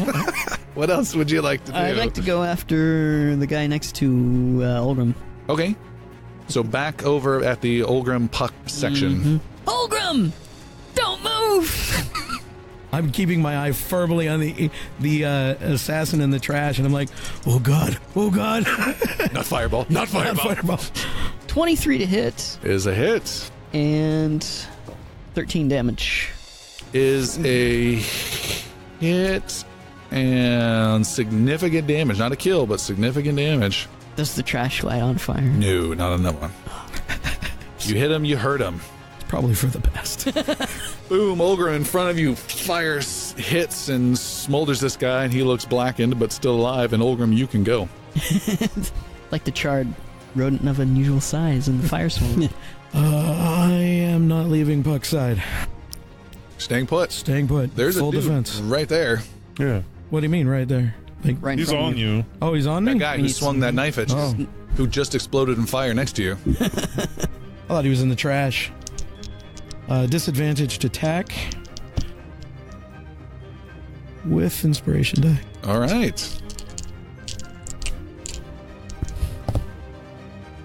That would be a 12. Is a miss. Oh, no. Sorry. I was gonna say. 18. That's different. Sorry. That's different. That is a hit. I forgot I'm using my thing. Ba-bum. 5 points of damage. Kills him. Nice. And your second attack just kills him again. He has been cut down. Poor guy just got lit up by fire and followed up by a blade. He does not split in two Yeah, I wait for it. That's the second attack, and I'm like like an ooze. Splits into 73. You still have a move if you want it. Otherwise, It's just making sure I'm... that guy is firing a crossbow I try to position myself so that I'm between at him and Elmon. Puck. Okay. Just whoever's left, just making sure that he's blocked. That might be the better position. Elmon, you're being shot by a ratman off in the distance. He misses. Puck, you bring up the rear of this round. I'm gonna thorn whip this guy on the side again. Okay. Or side. A 10. Is a miss. Any movement or anything? You good? Nope, just gonna stay behind Olgrim. Okay. There is cover of these mounds. I am cover. That's true. That's true. The best kind of cover. I don't think the mounds have a 27 AC. Neither do I, actually. Ratman. This ratman who ran out of ammunition, he runs off and disappears.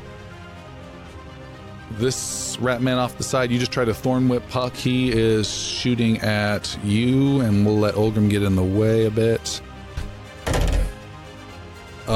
Critical or a 9. We'll take the 9. Fires, and Olgrim, you're able to get in the way, and Elmon, you're up. Reloading the bolt, I will shoot the crossbow at 2 left. I thought you said 5. There's 2 guys left. Oh, okay. 2 guys left. I will shoot the one that is where the guy, the guy that beside the guy that ran. Okay.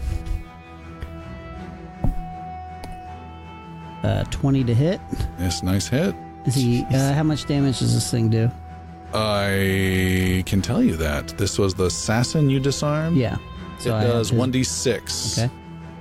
Is that thing wounded on the other side? No. Or? Okay. So I did 6 points of damage. 6 points of damage. You pierce. Actually, you know what? I'm sorry. Yes. If there's any way that I could have actually, I would still be shooting my bow at disadvantage, though. Yeah. Okay, so never mind. Yeah, Right. I'm good. You shoot him and you hit him, and he is badly hurt. It goes almost through his thigh. He's still alive, however. Okay. You have another attack? Yeah, I do. Forgot about that. 27. Is a hit. Now that he's injured, Jesus. for 8 points of damage. 8 points of damage is a kill. You shoot him in the thigh, and then you shoot him almost directly in the heart, and he stumbles backwards a bit and collapses into trash. Next round. No. We're still at the start of this round. Avius. I'll run up basically beside Puck. Yeah, All right. that works. One guy left. And He is running for it. I can firebolt. It's 120 feet. Okay. Take this, you rodent! 13, 18 Is a hit. with only 4. 4 points of damage is damage, not a kill. Olgrim, holding the fort down there. Yes. At this time, since he's running, I'm just commencing and a short rest. Puck. You can try and thorn whip him before he Yeah. goes. Yes. He's still within range. Oh, there. A 26 Is a or hit. 23. 8 damage. You and I'm gonna- unfortunately do not pull him. Okay. He is flat out slaughtered by the barbs, and chunks of his right arm come free, and he dies squirming on the ground. Ties of sepsis. And all is quiet except for the rushing sewage sound you can hear beneath you in this X channel in this low-ceilinged trash room.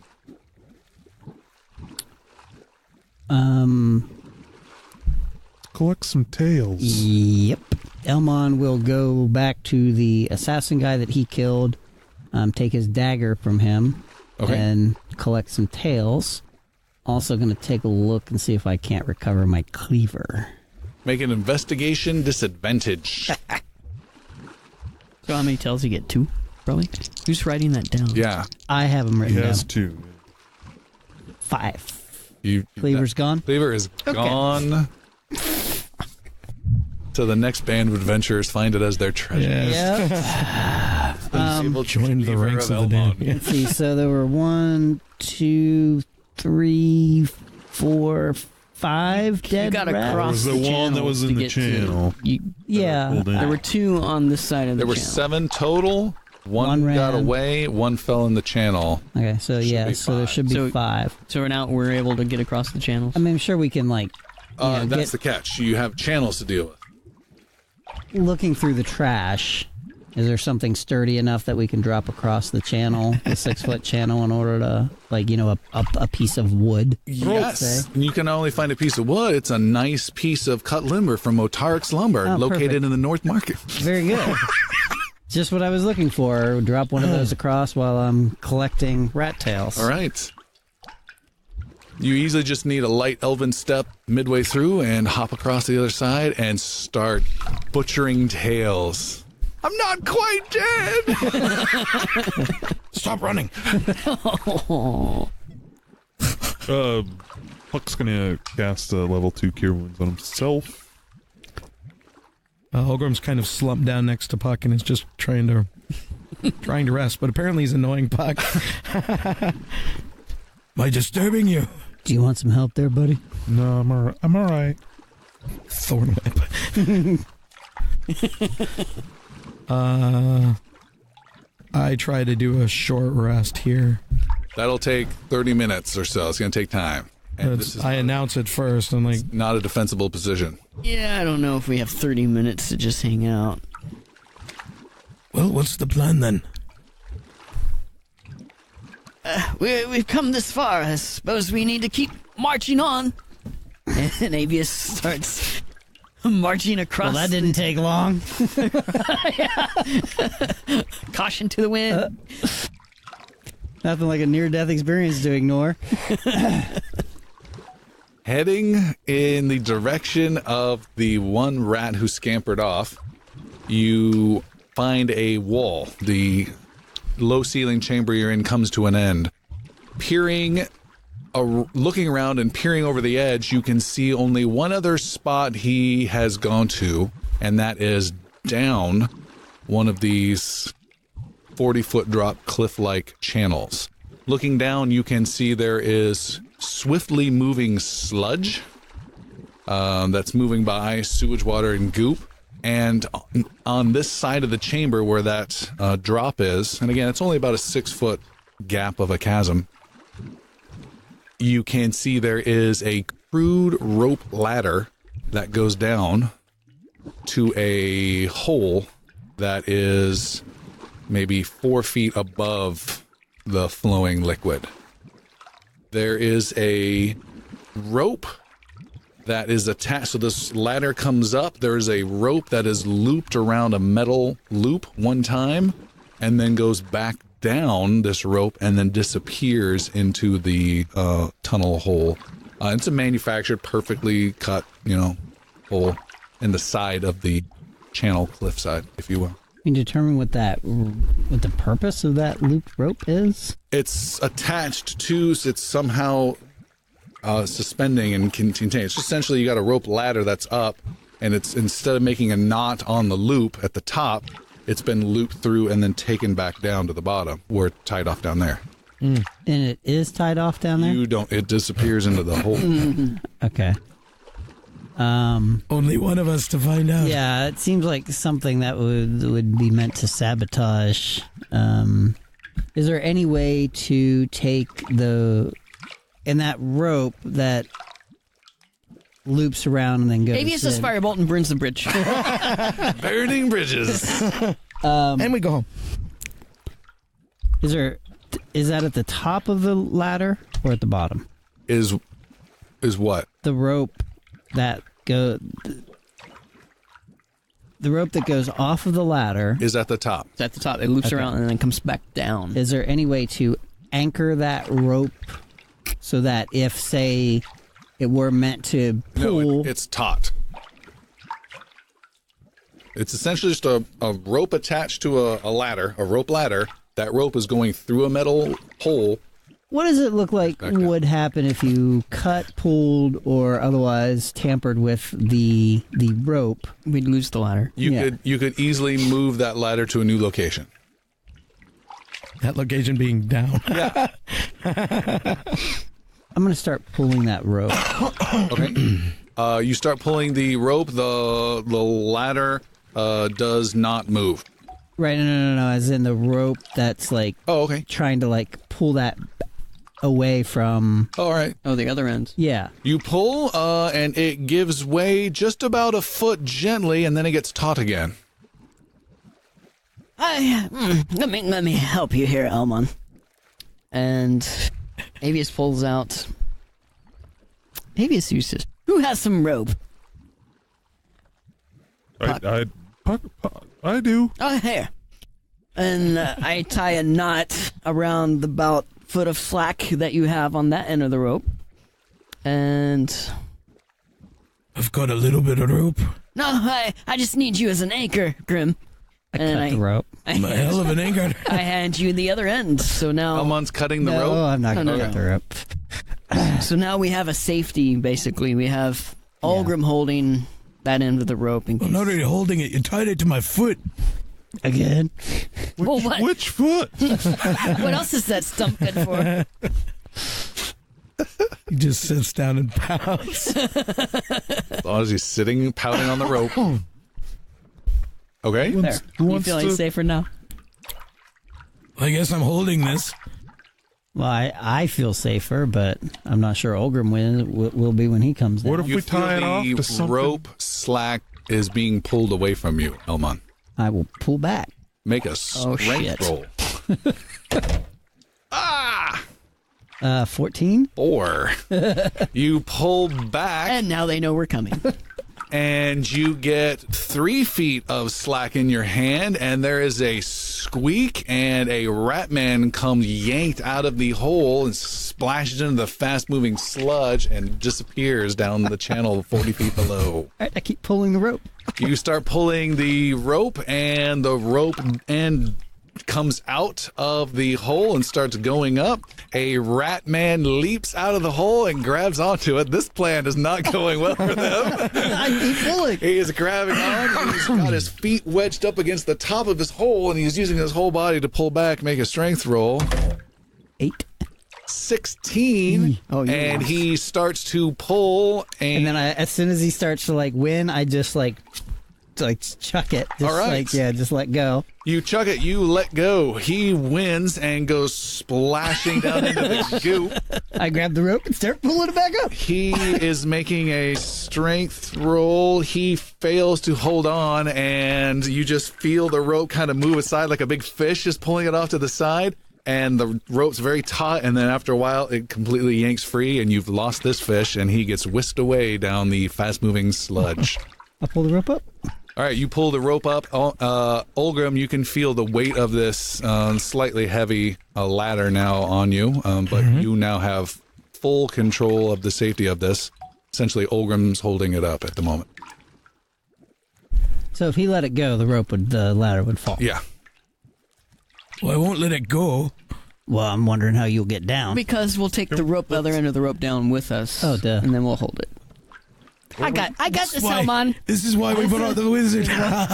It's why intelligence. I got is a this, dump Mr. stat Ranger for me. Forest survival guy. Puck also seems like he has an idea.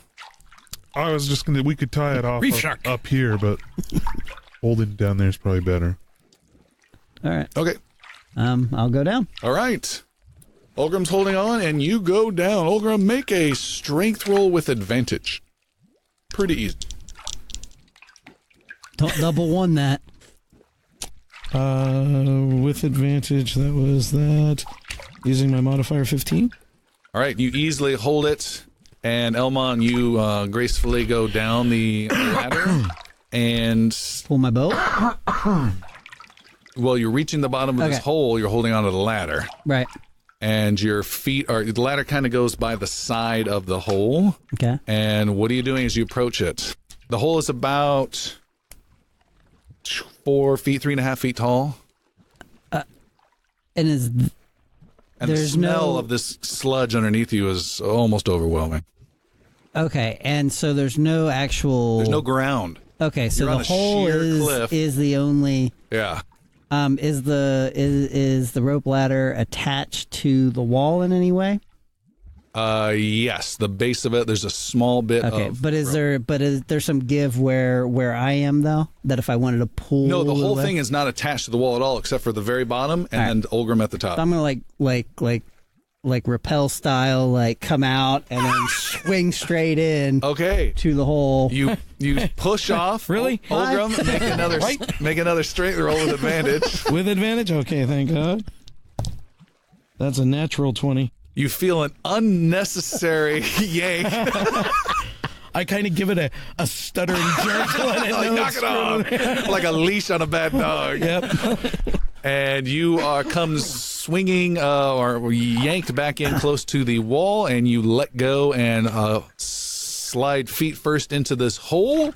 And as you come sliding in, you've got your bow out before you, or as you're going across the space, the sludge disappears from underneath you as you get into the darkness of this tunnel, and you land on your back like Trinity in the Matrix, and you've got your bow just sitting there quivering, ready to fire, and nothing. There's nothing else in here.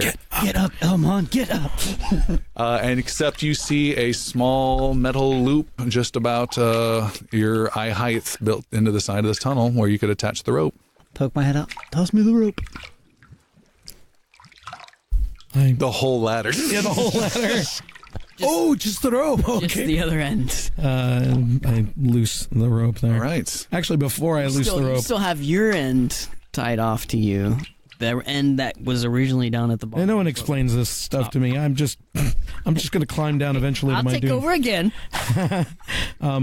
Ulgrim, before tossing the thing, gives a quick, like he's been staring into this crevasse for a while with nary a thought to what's behind him, so he gives like a quick look around, check around kind of thing. All right, you do a quick look around. You make a perception roll, please. No. Panic perception. Panic? No. Still counts. 14. No. Correction. 16. 16? You're pretty confident there's no challenges around you. And I go ahead and spill the rope portion. The rope's down. The rope's attached to the loop down at the bottom. And is everyone heading down? Yeah. Elmon, what do you see down there? What do I see? Just a tunnel, small. So it keeps going. It's Keeps not like going. a cave. It's Nope, a not tunnel. a cave. And it's definitely manufactured. It's almost perfectly circular. Nothing's here. The path goes on. Well, who's next? I'll go. All right, everyone heads down then. I'll keep my head out, watching. Okay. You know, ready to grab somebody if they fall through. I'll help everybody in. Everyone gets down, and everyone's crowded into this narrow tunnel. Puck, again, is very at home and has full range of movement. And who's first? One of you two. Last down the ladder, first in the hole. Do you want my dagger? You want to borrow my dagger, Grim? Oh, yes. That would be very nice. And I Hand it off. take the dagger. All right. And Olgrim's taking the lead. Who's second? Third and fourth. Give me the order. Puck will go second. Puck second. I'll go third. I'll go fourth. All right. You... Ulgrim is not so keen to be down this deep, really, without being fully aware or around family. So he's taking it slow. Okay. Going slow. And And still have stealth, still yeah. great with the stealth thing. That has a duration of some time, like an hour, right? The Yeah, let me look. Pass without pass without trace. Oh, no, it's done. 10 minutes. 10 minutes. No, that's gone. No, I'm sorry. 1 hour. 1 hour. Yeah. Okay. I was looking at the wrong spell. Even better. You're great. Still holding. You are walking very slowly, Ulgrim, and you're being quiet. You hear your heavy thuds on the brick type floor. Keep your eye open for traps. Then it becomes metallic tube. Same dimensions, but it goes from smooth brick or stone to metallic, and it feels hollow sounding. Here it sounds hollow beneath you. Up ahead, you can see it ends in an opening. And you're approaching it. Slow. This is unsettling. And I just try and listen See if I can hear anything. Make a perception roll, and all of you make stealth rolls with the plus 10 for the spell. 24. Oh, I don't know why I did that. 19. 25, actually. Okay. 36. Jeez.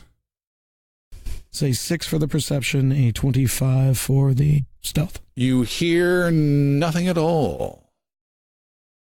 I get close to the edge and I start peering down into the opening that you had mentioned. All right. There is a huge room. I would say slightly bigger in length and width of the low room you were at just before, but it is 70, 80, 100 feet tall type of thing. So it's much taller. And in this room, some trash that are piled You up. never know. And there is Find a sharp cleaver somewhere. 4 foot tall metal sewer pipes, 4 foot wide metal sewer pipe that extends out of one of the walls and is about 15 feet up and 30 feet out from that wall. And no liquid has gone through it for the longest time. It's some sort of release vent type tunnel. And out of that tunnel, just underneath it, is a big 15-foot mound of hardened trash pile of crap of boards and old rotting food and all sorts of crap. And peeking out of that in the darkness is the head of Olgrim looking out of this little sewer tunnel, this dry sewer tunnel into this room. You can see this place looks very lived in and rat nest-ish. Okay. You can see not only piles of trash, but they've been kind of pushed in different sections, and you can see little burrows where things can sleep, sections that something that looks like a terrible kitchen type concept. And again, lots of trash. And there's also several grates. The only clean spots really are grates where you can see some noxious green gas coming out of the floor from grilled grates. And alarmingly, you see no movement of anything.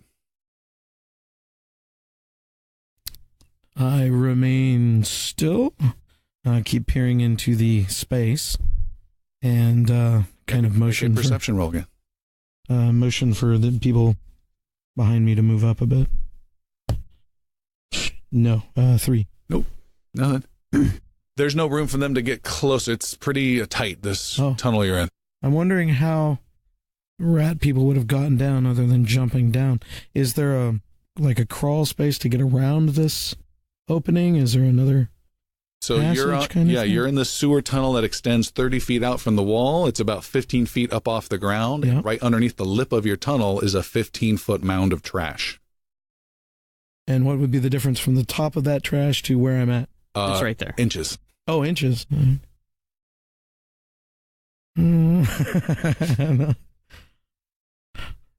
Short rest. I turn back. This is where they are. This is where they sleep. And then hushed tones. There's a way down, but you won't like it. I have an idea. What is it, old man? Everybody just run and jump and leave it to me. And on our new adventure, I think I know where you're going. Or one of you. One of you run and jump. Is there anywhere to tie like a rope off or? Quite some distance back at that loop. Okay. Oh, better idea. Olgrim, all the ideas always start with Olgrim. is there room to squeeze past? Yeah. Okay. Uncomfortably close, yes. Okay. Olgrim, here, tie this rope around you again. I'm looking away from him as he's shimmying along. I think, Grim, I think I know what he's going to do. It'll be all right. So just jump in. No. No jumps. No You jump. stay here as an anchor. We go Stay here? down. Yes. Do you know what chum is? Who's going down the rope first? You do know I'm a fighter, right? It's only 15 feet. I'll go. All right. I stay put. All right, so you have a rope wrapped around your waist again. I'm used to it. What's going on? Everyone's scooting past him. Yep. To slide down the rope. Okay. Who's first? So how far is it, disregarding the trash 15 pile? feet. 15-foot drop. Okay. Do I feel like I could just kind of leap out there and hit the ground fine without using the rope? It's possible to be acrobatics roll. Using the rope as a... If I use the rope as like a guide and kind of jump out, again, do the unnecessary rappelling thing, would that be... Fancy elf. There's a pile right underneath it. It's hard to get around. The it. rope You would can just be try. more for like holding. All right, I'm going to hold on the rope, leap out, slide down the trash pile. All right. So you're going for speedy entrance versus stealthy goodness. No, fuck. I will try to be stealthy. Okay. Yeah, I think that's the better idea. Make a stealth roll.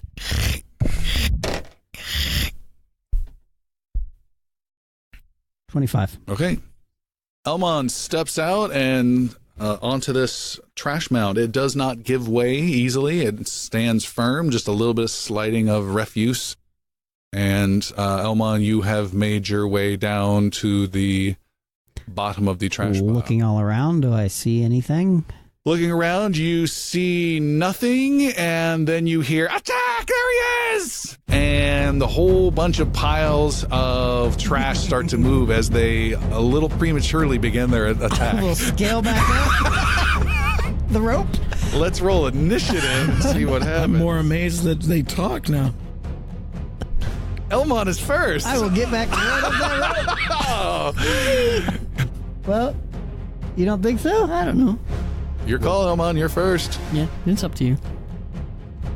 How okay, do What are we gonna do? Do I have time? Well, we could fight from the. No. Well, no. All right. I guess. Jump into a pile of trash. You have 5 seconds to decide. Think about it, and then turn, and I guess I will start firing away. All right, you see movement coming from multiple directions, and here is what you see. We've got the pipe with Avius, Puck, and Olgrim in the back. We have Elmon below. You see the trash come alive. There is a guy who's being extra sneaky with a small hand crossbow, but he did not get the drop immune, does not get the cool critical hit like he did before. When you say guy, I assume Ratman, yeah. Okay. Ratman. And there is a... Yeah, just one guy. He yells to himself. We have him. There is a bigger guy, about... Where do I have him? About 80 feet away. Rat ogre. Big rat. Is it a No, gnoll? just a slightly bigger guy. He's got better, more proper looking armor, more adventure style armor versus the crappy strappy leather they have. Crappy strappy? Crappy strappy. Next to him is a pale female rat woman. Next to him, Albino. albino. And then off on the side, denoted by this little token, about 30 feet away, are a pack of 12 ratmen coming as a wave. Okay. And begin.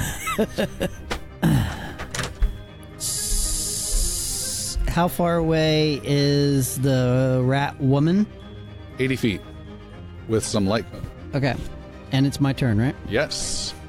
She will get Hunter's Mark on her, and arrows start to streak out towards her. Oh, God. That one token went to 12 really fast. That looks scary as shit. So there's a mass of 12 of them coming from the left-hand side. In front of you, maybe about 40 feet away, is a trash pile with a little hand crossbow and 2 eyes of a sneaky assassin guy. Beyond him at 80 feet is a well-equipped rat man, and next to him is this albino rat woman. You have marked her with your hunter's mark. You cast that spell. Yes, it's a bonus action. Oh, nice. It's 90 feet. And then follow up with an arrow. Okay, fire away. 2 arrows. Yep. First one is going to be a 16. Is a miss. Second arrow is going to also miss then. 2 arrows. She ducks them both. The assassin not too far away from you fires his hand crossbow at you, Elmon. Mm-hmm. Where is he? There he is. As I hit my poor mic. Hits you with a 25. Yep. Or 7 piercing, and you need to make a Constitution saving throw. 10. You take 7 piercing and 3 poison damage. Shoot, he hits you. I got one! And next up is in the back of the group, about 10 feet inside the pipe, is your anchor. You know him, you love him, Olgrim's shield biter. I hear a lot of noise. Am I staying here? Hello? There's a lot of them down there. Get out here. All right, I gotta go. And I start shimmying through. There's no way. You probably have to delay your action for other people to get out of the way. You're in the back of this. I will be delaying my Right. action. Everybody else is going to stay in the pipe. I just know it. Should I just pull this? Let me check the range.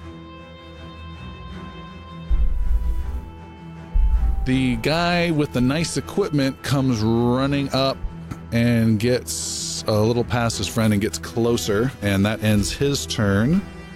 And Avius, you are up. All right, here we go. Please say fireball. First, I gotta get out of the pipe. And you've got a problem. You have a little goblin blocking the I way. can shimmy around him, yeah? He'll need a little bonus action push, I think. Okay. Just kick him right out. All right. With a tactical boot, you are sent, Puck, tumbling down the trash. You roll and unceremoniously arrive at Elmon's feet. Fucking wizard. Welcome to the party, kid. Just right before you get out, you Change to Puma or change into a bear. Yeah, Change whatever. into a reef shark as you I'm just flopping angrily. Sorry there, good old guy. I exit the tunnel. You are standing on top of the trash heap. No. I like. You slide down. No. I run out. Uh-huh. I leap Okay. and I cast Falling Breeze on myself All right. as a reaction.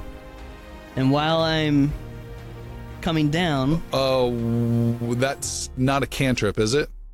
no. You can cast a cantrip and any other spell in one turn. You cannot cast 2 regular leveled spells in one turn. Oh, let's rewind. All right. So we're going down the left. I kick Puck out.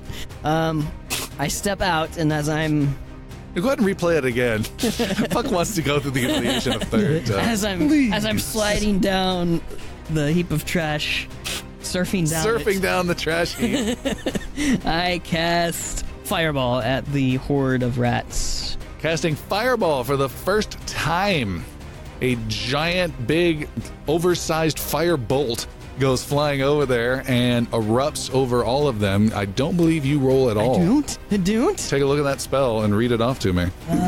It just Was this a big 3? I think this is the Yeah. big yeah, level it's 3. a level 3. It just says bright streak, blah blah blah. Each creature The blah, blah, blah has all the stats in it. No. Each creature must make a dexterity saving roll. So 12 dexterity saving rolls. Okay. And every creature that fails takes 8d6 damage. If you pass, you take half. Only damage. half. Let's roll your damage. Probably only have like I'm 3 hit assuming points this each. one roll will apply all. Yeah. We do one. Yeah. No, you gotta roll each 8d6 separately.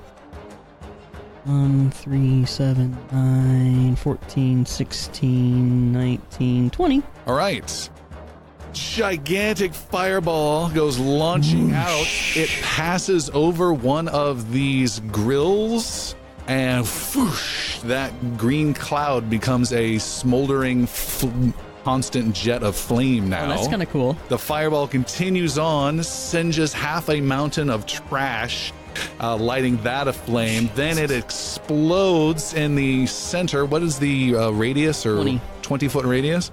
Explodes in the center. The ratmen have an advantage, 2 advantages. One, they have pack tactics, so they want to be close to each other to get advantage. And 2, they can be very close and be in similar spaces. They don't have to block out like normal-sized creatures. So they are all very tightly in there. You catch all of them in there, and in a big, huge explosion, there is fire and napalm type stuff just launching everywhere. Rats, essentially rat meteors, are just flying through the air, smoldering and squealing. Rat meteors. And there's just raining. It's raining ratmen, and they are all wiped out. You're not Every going to. single Did you one. do your dex save? Half doesn't matter. Half that damage wipes Awesome. them out. Every single one. Oh. I hope you didn't burn up their tails, old man. I'll forgive you for that kick. And it smells even worse if that was possible. I'll pull the rope to get Olgrim out. Ogrim is pulled against his will down the trash heap. That guy went. The leader of the ratmen Nice job. screams. She says, "No! Why are you go! And she screams, and she runs this way with these 3 that appear out of a trash heap that you did not see. And 1, 2, 3, 4, 5 more come out of 2 from here and 3 from here, and they are running this way. Bum, bum, bum, bum, bum. That's it. Puck gets to go, and then Olgrim will finish it off. So the big guy with the better armor and that other guy with the crossbow, how close are they? They are maybe, say, 30 and 20 feet. Okay, so they're 10 feet apart. Yep. I'll cast frostbite on the guy with the armor. Okay. So it's a Constitution save. His Constitution roll is not looking good. Oh, it does have good Constitution. 11? Nope. No, he has been frostbitten. 6 points of damage and disadvantage on his next attack. Got it. Done. Olgrim, you're up last. Situation's gotten chaotic, I think. It's very brightly lit chamber. Very brilliant. I'm actually at a penalty now with my dark vision. I tumble out onto the trash mound. Am I like a dog with a leash attached with that rum? As long as Elmon decides to hold on to you, you must stay with it. Sing 'em, boy! Same distance. I plop down. Where does that put me?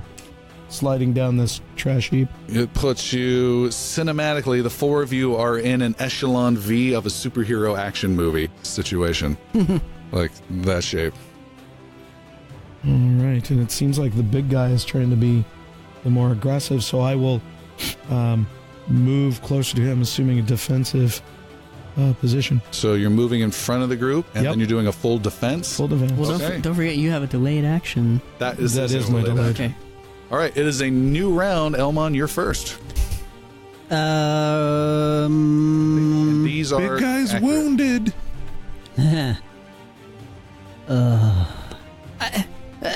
I don't think we should kill the big ones. They could split. You can see over here, there is pure walls, some trash heaps, and some weird vertical piping that they're heading towards. Wait, are they running away? They're running away. Everybody's running away. This crew's running this way, this crew's from this way, and these guys haven't had a chance to realize the running away situation. I'm shooting the lady again. Hold on. I wanted to tell you one more thing about that. Sorry, she has the hunter's mark. I don't have a choice. Yeah, no, it's... They are heading towards a oversized round doorway, like a vault-style doorway that's on the wallway over there. The female albino and 3 ratmen. Okay. All right. So arrow goes towards the Shooting her. female. There is. Hold on. Doesn't count. There is. Good, because it was a 1. There is light cover, which we don't do much. I think they'd be more valuable to us if we could ask them some questions. They're rats. Okay, I'm good. And they're not cooperative. Go ahead and make your shot. Ah, Jesus. 11 for the first one. Misses. Pushed Elmon. Second one's a 21. 21.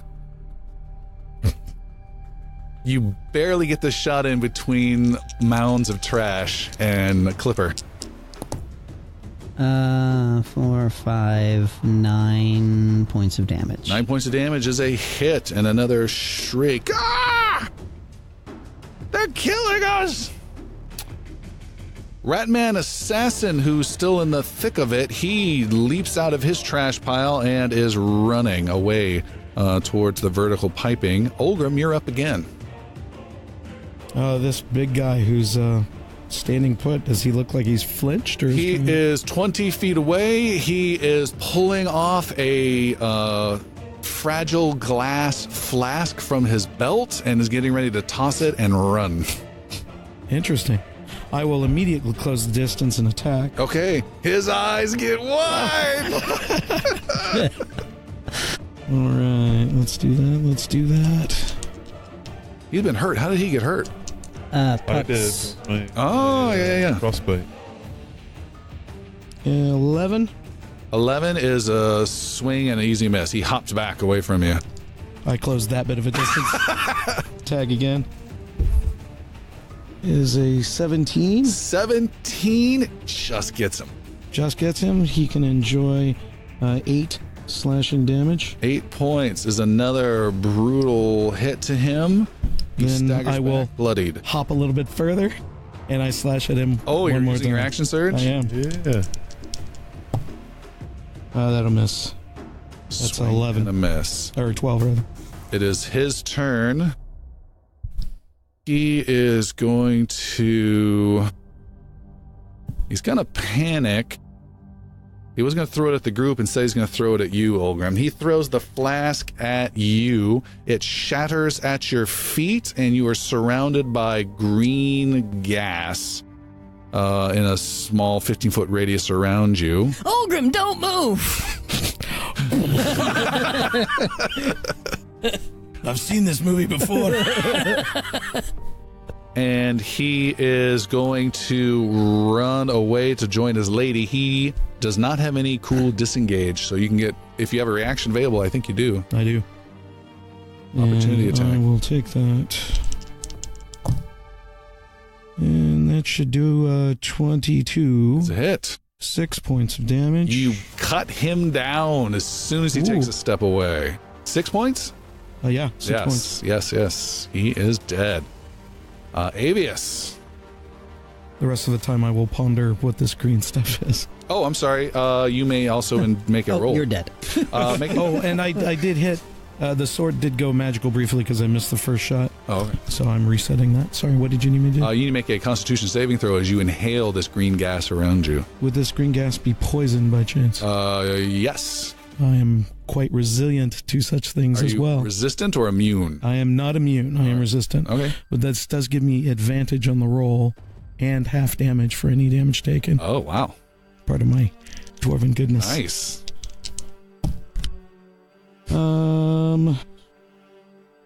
How is that based off of? Is that You no? see It's just the Constitution. Constitution saving throw. So 14. 14 is a fail. You enjoy 8 points of poison cut in half, I guess, Cut in is half? your resistance, and you become poisoned. A Okay. condition called poisoned.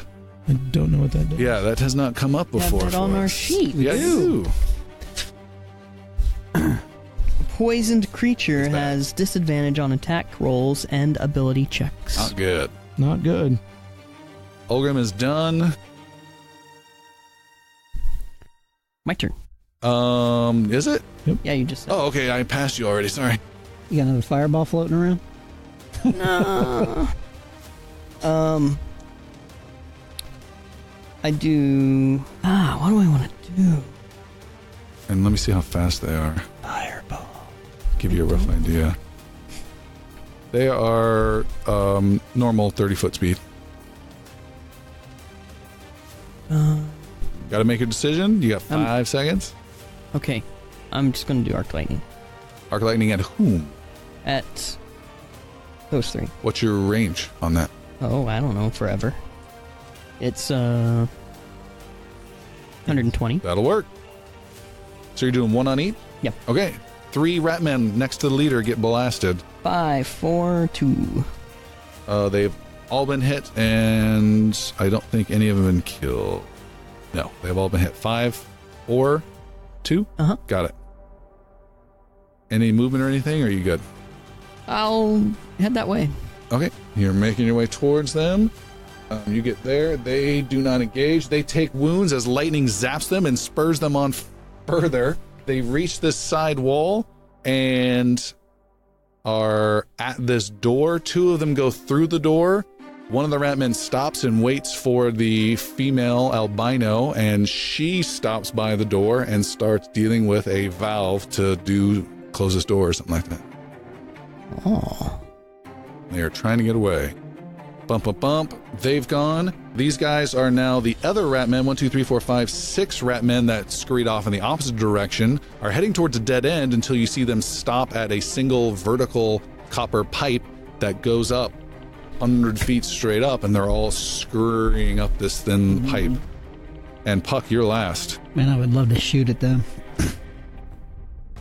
How tall? You said this room was pretty tall? Yeah, How tall? 100 feet. I'm gonna cast call lightning. Oh my god. So a storm cloud appears in the shape of a cylinder that is 10 feet tall with a 60-foot radius, centered on a point you can see 100 feet directly above you. So the cloud is 100 feet out. And you need to be able to go 10 feet. You need 110 feet for the spell, but I'm going to give it to you. That's totally fine. Okay. I'm not going to nickel and dime you. So you cast a spell, you choose a point you can see within range, which is 120 feet. Each creature within 5 feet of that point must make a dexterity saving throw. So I'm going to go after There's those 2 guys. that are yeah, I want to go after. in here, and it's a point within 5 feet. You can certainly do that. All of these guys are definitely within 5 feet because they're going up. this Okay, then vertical let's get pipe. after those guys. And if you knock the top one down, Yeah. Very interesting. Okay, but can you so- see them? Are they on the inside or the outside of the? They're on the outside. Oh. It's small. This is maybe a foot in diameter I pipe that they're see. climbing up. Gotcha. So they have to make a dexterity saving throw. And this is just showering them with repeated lightning strikes. Lightning, yeah. So it's 3d10 lightning on a failed save, or half that on if they. So roll your damage and Yeah. see if they even need to make a dex save. 16. 16. And a cloud forms over the pipe. You're not sure what Puck's doing, and he says magical spells of, ominous, weatherous, hatavious, moon continus. He's casting it, and then boom, you hear this thunderous roar. And if this place was relatively sneaky like a minute ago, it is incredibly loud and just reverberating and thunder. Lightning just showers down, and the intent of this spell is catch a guy here and maybe a guy next to him. But these ratmen are all on one copper pipe. And it is just strike, and it's just this rain, and then it goes deathly quiet. and it's just this light snowfall of ratmen that all of them Smells like popcorn. Are there any rats up above that we didn't know about? cloud stays for 10 minutes. Oh, okay. 10 So nobody's minutes. going out that copper pipe. Well, I can redirect it. I can redirect it. This is his big level 3. Yes. Nice. That was badass. Yeah. Man, both our wizard and our druid. So are they cleaning dead? house? Are they toast? They are toast. They all quietly fell dead to the ground. Tails in And that's back. before the lightning even struck them. They're just, Nice. Elma, new round. You are up. Yay! I am going to shoot at albino rat lady. Okay. Come on. I know. I need a good die She here. has been hit. Yes, she is. She has no cover. That roll counts. She has no cover. Okay. And she's at 140 14. from you, distance-wise. 140 feet. That's fine. Okay. 14. 14 is a miss. All right. Second shot is going to be a 21, Is a hit. and she's hunter marked as well. Double check. Yep. So, jeez, minimum, not too much. 3, 6, 7, 9, 10, 11, 12, 13 points of damage. 13. You slam her with an arrow right into the middle of her back as she's screwing around with this door valve thing, and she drops to the ground. You think dead, but then she stands back up, still alive. As my bonus action is a move straight for her. Bonus action cannot be moved. Well, I get a move. You do there, get a right? move. Yeah, Yeah. so Okay. Elmon. Okay, that gets you to there. What was the damage one more time? 13? 12, I think. Hold on. 13. 13. I Okay. got it. Yeah. And I She's move coughing up blood. 35 feet, so. Just slightly ahead of Avius. Ratman Assassin. What happened to Ratman Assassin? He's dead. I will delete him. Olgrim, you're up. So there's essentially only 4 rat men left. They have all gone out the side vault door, and there's just tons of dead things around you and burning trash and rats everywhere. So many tails. Gas. And gas, yeah. There's a big font of, or massive gas. Yeah. Flume. Olgrim. it seems like everything's been dealt with here. Not quite. No, there's still the albino. Like he can reach her. I don't Make a think I perception roll. can. Make a what roll? Perception. Perception. 6. You've had some challenges with perception this one. You got mud you in see your no eye. other targets, nothing to worry about. Nothing to worry about. Stuff looks like it's being dealt with.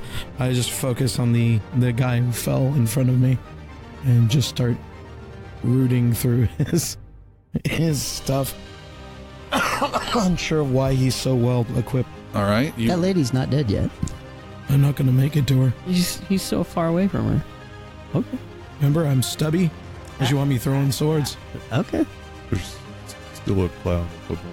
Okay. And there's a cloud nearby you, so you need to step out of that. I will certainly step out of that. And then you are able to get to him, and you pat him down. You see there are 2 other flasks that he has hanging from his belt. I gingerly take those away from They him. are of a milky colored and not the green colored flask he threw earlier. Okay. Avius Catorum is up. Avius Catorum. So I can see those 2. I cannot see those. You can't see the farther 2 ones on the other side of the door, but they have heavy cover. They have +5 to their armor class. Okay.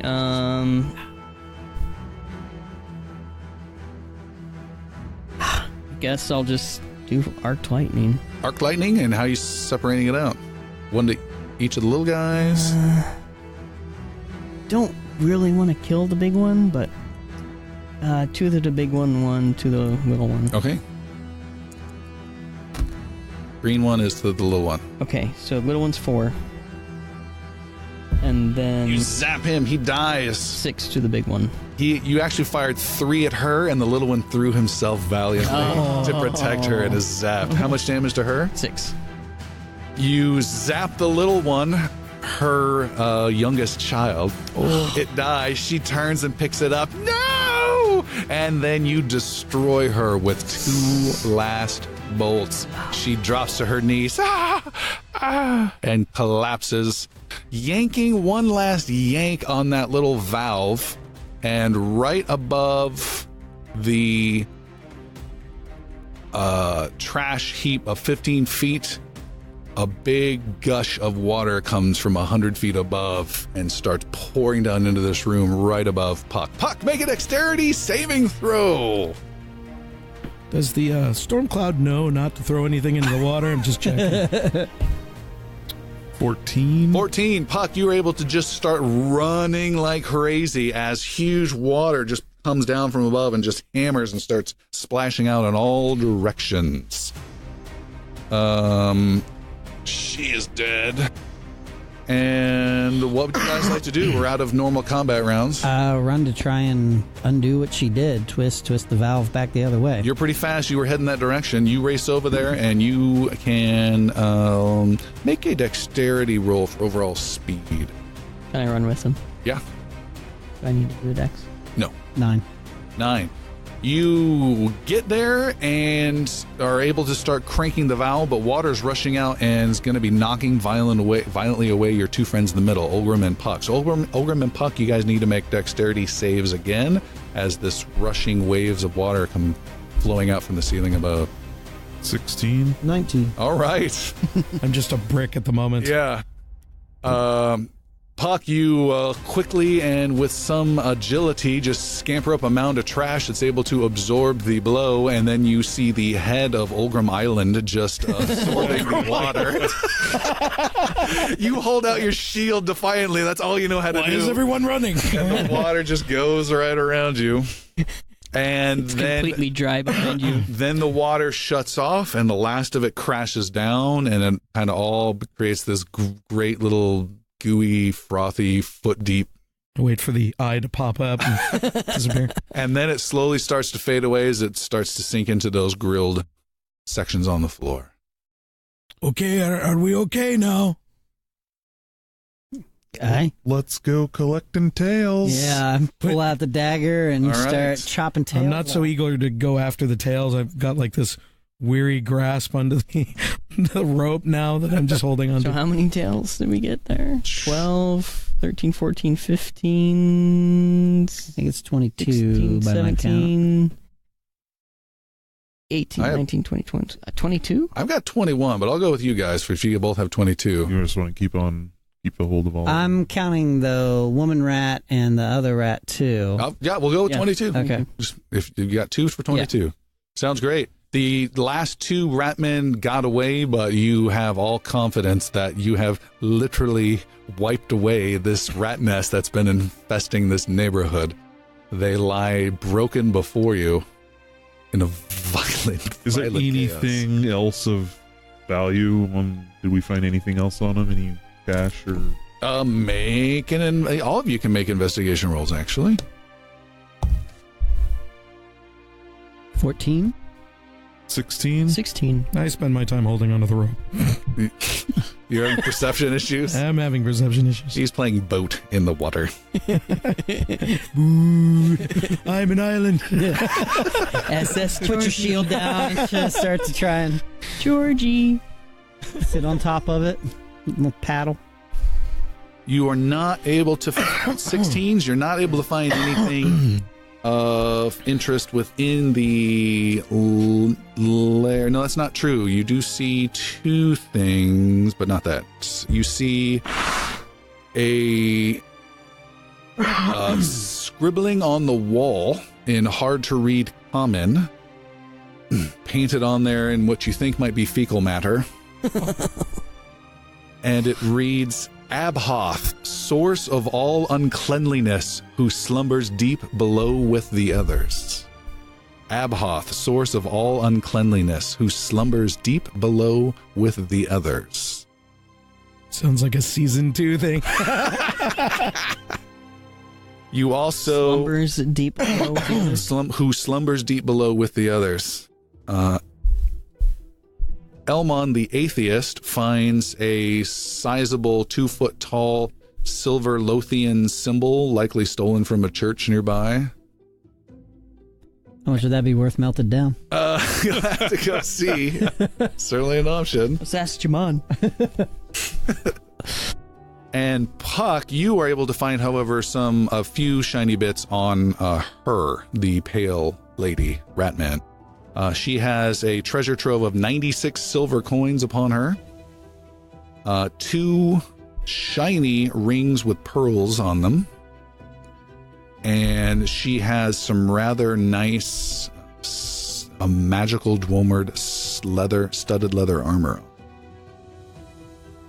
That caused more than one arrow to miss her. Totally too big for you. And 2D12 pictures of She's her only a little little bit bigger kobold than children.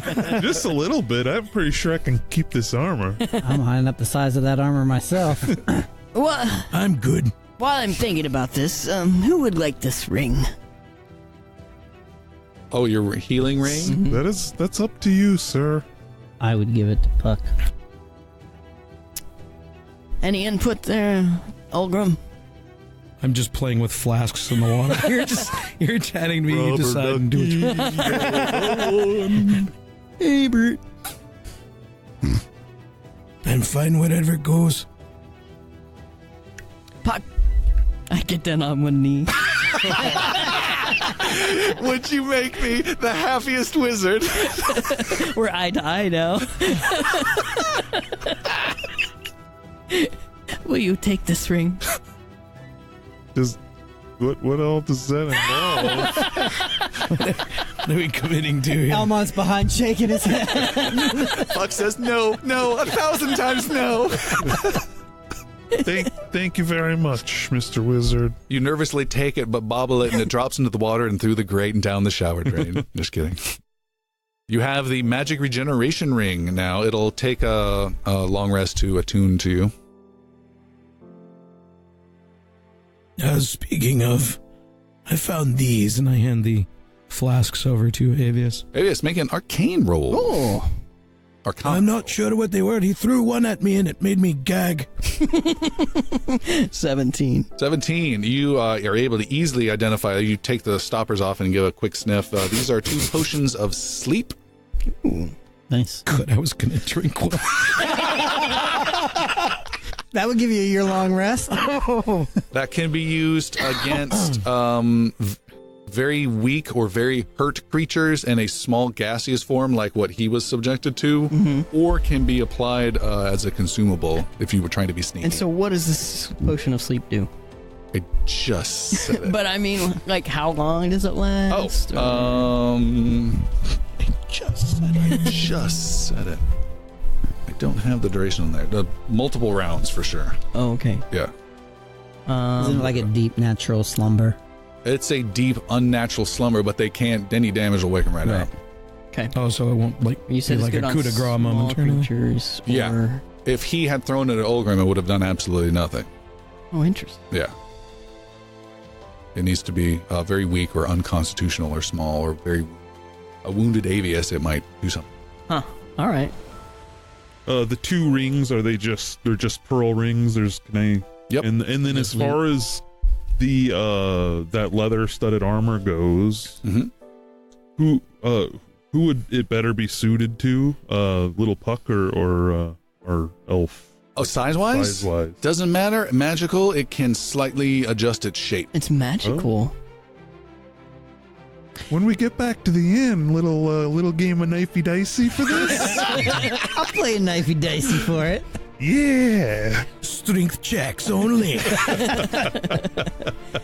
All right. Your ring, by the way, is 1d8 plus 2 health When it kicks in? when it kicks in. Oh. So when you get to 0, 1d8 plus 2.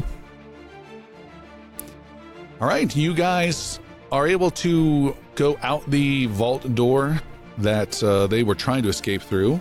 And after some time, make your way back up to the city and enjoy clean air for the first time. So they were going to run to the city? No, you guys made some wrong turns. You found your way back to the rat catcher, and then from there you're able to find out how to get out. Okay. Yeah. The sewers go on and on throughout the whole city. Did I feel like I could climb up that copper piping? Yeah. I just kind of wanted to see where it goes. Okay. Yeah, you can do that. It went up to a crawl space up there that reminded you of the really tight one you were in. All right, I come back down. Yeah.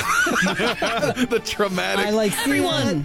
I take a couple deep breaths and shake my head and go back down. I'm good. All right. You guys are back in the city. You are taking a rest for a day or two. Mm-hmm. You are able to, within those 2 days, talk with Otarik's foreman, who gives you a payment of 40 gold. And he was told to trust your word. Well, Total. I mean, I tossed 37 rat tails out on my. He doesn't want it. No. Well, Oh yeah, he'll take I that take totally. it as, I mean, I'll keep them, but Yeah. proof of job completed. So the group gets 40 gold. Don't know how you're tracking that. Someone's got to. I'm going to write down 10. So Yeah. All right then, 10 each. Okay. How do I rest up enough to get back to my original hit point? I think you're going to have to see a priest for that. After 2 days, everyone has all their hit points and all their hit dice, and the effects of the ghostly touch have faded from Avius. Yes. And the poison? Poison has faded by the time that you guys finish searching the room. I was going to help you with God, that. that'd be I totally terrible. forgot. Terrible. You have identified the armor, which we will call Armor of the Rat Queen. It is studded leather armor +1, which is great, and also has resistance to poison damage. Very nice. I don't know who's taking that. Who make a note? Oh, we got a little game. Game of Knifey Dicey. Yeah. During those 2 days, a game of Knifey Dicey. We'll do best 2 out of 3. All right. You're going to make a roll. You can make a wisdom modifier or sleight of hand skill modifier. Okay. Best 2 out of 3. First one up. The knives are being slammed into the tables. God Nat damn. 20? What did you roll? I'm done. Just gives up. Just after I get stabbed in the hand, I'm just like, It's the best 2 out of 3. You won it right off the bat. yeah. Okay. I mean, natural 20. You had no idea there was a bonus round. You were Right. like, what? He's been studying while you've been away. +1 to armor class. So it's studded leather armor. That's better than your current leather armor. Instead and then it's of one hand on +1, the so it's table, a total Puck had increase of both +2 hands to with your armor. daggers. Yeah. That's He fantastic. just like will really stapled help. my hand to And the resistance. table And and resistance to grabbed the poison. leather and ran away. Anything else overall? That was nice of you to lose to him like that. I want to copy Burning Hand into my spellbook. Okay. That takes time and money. Yep. How much is the money? What school of magic is Burning Hand? That depends. Good question. Burning Hands is evocation. Okay. Does anybody want the rings, or we just sell them? So it's 50. I would just say 50 Queen, right? That's 50 the normal gold price. per level. I'm not much of a bling You man myself. find a wizard material spell store. A cool Harry Potter-ish, library-ish style thing where the guy there sells different components. So if you're ever in need of Eye of Newt type stuff, he's got it. And he also has expensive high-end wizard page material type stuff and writing materials. And so you pay him the 50 gold worth of cost. And have some sweet quill and ink and are able to transcribe it into your shorthand and now have learned the Burning Hands What spell. level is that? It is level 1. Okay. Do you need to know what it does? Yeah. Quickly, Burning Hands is... Takes an action. It's a 15-foot cone from you, straight from you, from your hands. As you hold your hands with thumbs touching and fingers spread, a thin sheet of flame shoots forth. And each creature in a 15-foot cone from you make a dex save or take 3d6 or half as much. Level 1. And you can increase it a d6 for each level above. So it's your shotgun point blank type concept. Nice. I have a box in my room too. We want to go turn in the rat tails. Jesus. I was hoping you'd forget about that.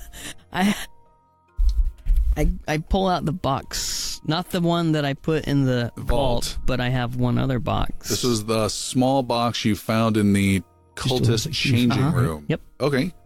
There is a small box. So what do I sense when I hold it? It is. You sense season 2. You sense your party stepping away. You sense it is very, very light and probably empty.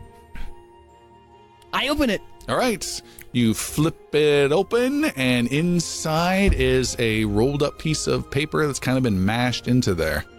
I open it. You look inside, and there is a map inside. Of? The sewers. Perfectly laid out. Oh my god, that would be so good. So good. Let me find it. Oh, I had it. Sorry. It is a map that shows a house and a backyard, and it says Mr. Taylor. And the picture of the backyard. Taylor or Tai? Taylor. And in the backyard is a picture of a blue rose in the back of the house. There are several little squiggles of rocks not far away from the blue rose icon, with an arrow pointing to the third rock. And then another arrow from that rock, big long one, pointing out to a rectangle with a smaller rectangle and a small phrase written on there: 2 hunters and their prey.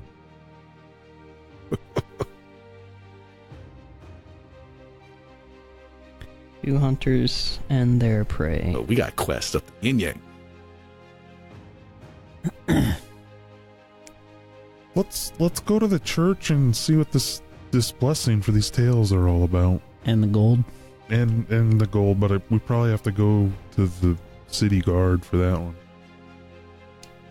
You guys, during the 2 days, go to the church. You're passed by a guard tower. They tell you where to go, and one of the guards actually escorts you down to the local church. You've never been there in your current district. And he says, yeah, these guys have killed a lot of ratmen. And the church guy you've never met just says, oh, okay. And yes, great job helping the city. And with the guard officially counting it, pays you 3 gold per rat tail. For 32 rat tails. Really? 96 gold. Wow. Yep. Yeah, how the hell you divide that? They rounded up to 100 to be nice. How's that? That was nice of them. Actually, that would divide into 24. 96 would. They rounded up to 100. They counted one of them twice. And the priest says, oh, there's also a blessing for me to give. Kneel and receive the protection of Lothian. What's this blessing do? He stops casting the spell. What? What? Now it's interrupted. Now you have to go You get more. lose! Good day, sir! Good day, sir. What is your favorite color? Elmon gives a bit of a disdainful look and walks away. Wow. Says the priest as well. Wow. Olgrim, having witnessed the power of Lothian to some degree, takes the knee. Yeah, so All right. does Xavius. So does Puck. All right, he places his hands on the 3 of you as Elmon walks away and leaves the church and I'm just here for the gold. just chats it up with the guard on the way out. The other 3 of you remaining in the church have hands placed upon your heads. You are cured of any diseases. So, Avius, that's a good thumbs up for you. And then... Jesus. I can go back now. And you guys are all immune to diseases for the next week. How do I taunt you with that? Ha ha ha ha. You know, just, look, no sepsis. Grim, you can go roll around in sewage again. Wee! In splint armor, no less. I also want to sell those 2 rings I found. Oh, yeah. Maybe he just goes to the brothel. Pick some disease. Putting a test on the old spell, aren't you? Let's just try that out. I got a whole week. No. I don't want the most expensive. Bargain value.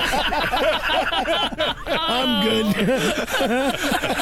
even the madam's like, oh, this is not right. She points me to a sheep. The rings, you are able to talk to Nor, the owner and proprietor of Middlehawks.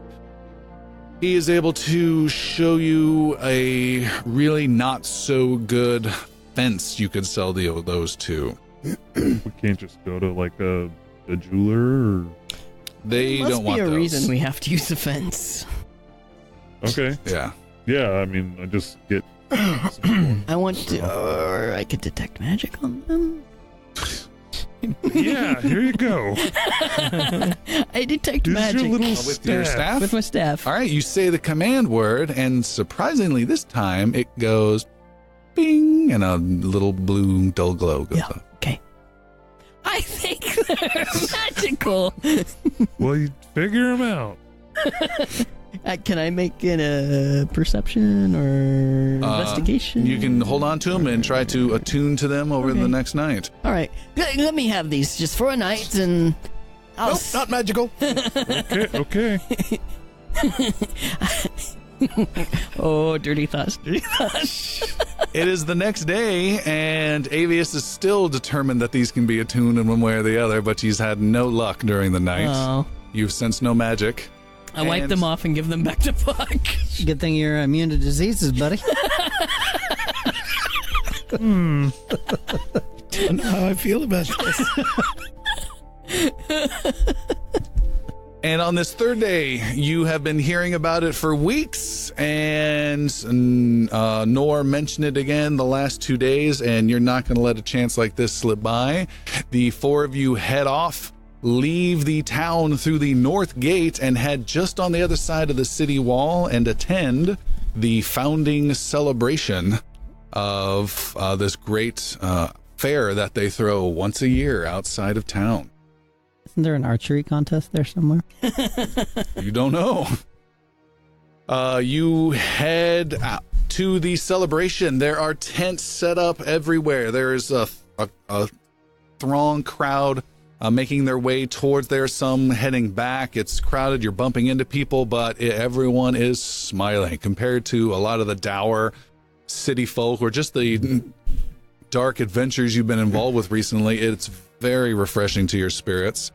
There are lots of colors. There are pennants, flags flying. You can hear music from multiple sources. As you get even closer and you're within the celebration fair proper, smells of great food cooking hit you, which is much better than the sewers you've been in. Oh, by the way, you also went to that pig farming area and had to get scrubbed down during those 2 days. Nor would not let you in the place.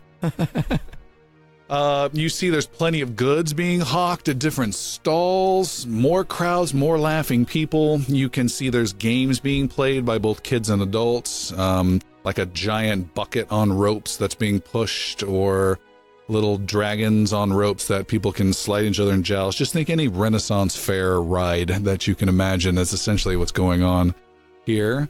And I'm Olgrim's walking around with the giant turkey leg concept. Yes.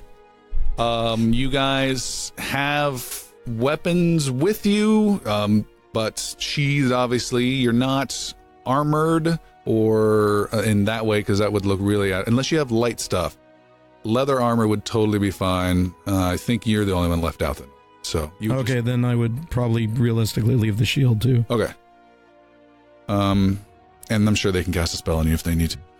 But it's nice, it's relaxing. You can see there's a small oval track where there's young women that are racing horses, and there's just an excitement and a vibrance to the whole event.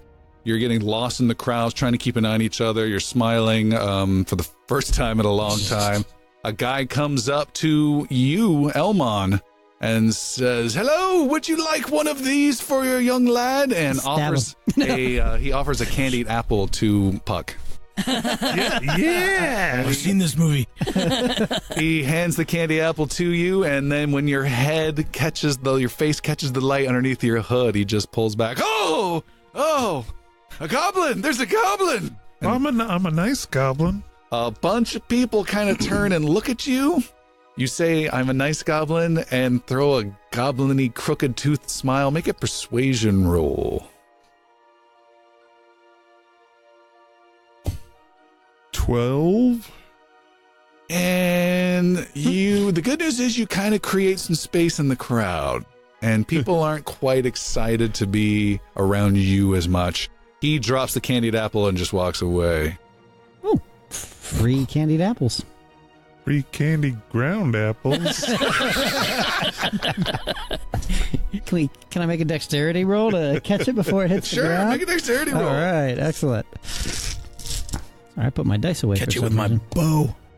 bow. Dexterity roll would be an 19. You've caught it. I Yes. snatch it up before it hits the ground and hand it to over your to Puck, young child. my young lad.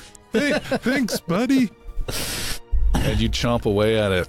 Ahead, you can hear the strumming of a lute, the drumming of a drum, and the twittering of a flute. A band is playing on a makeshift stage made of blonde wood, and it gets you tapping your feet.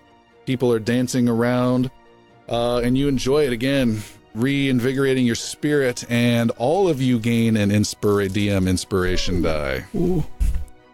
People are dancing. They bring one of the older ladies up onto the stage with them and get her to dance. And one of them pulls on Avius and another pulls on Olgrim up to the stage. Dance, dance! And they bring you up. Yeah, that's one of my kind. I try to find someone who's kind of, dwarfish. Look at those fools, Elmon. Olgrim is dancing next to the drummer who's kind of stationary. And you're doing like that baby up and down dance. And heavily just coming down. It's just like hard monkey mode. What about Avius? You're up on the stage. Avius is into it. Oh, wow. I have a video to send you all later. He ain't all there. Avius is going to town. Avius, make a performance roll. What would that? That's a skill called performance. 19. 19? What? You've never seen the side of Avius before. He cuts loose. There's the biggest smile on his face, and he's moving around. He's totally into the song, and everyone's clapping and laughing.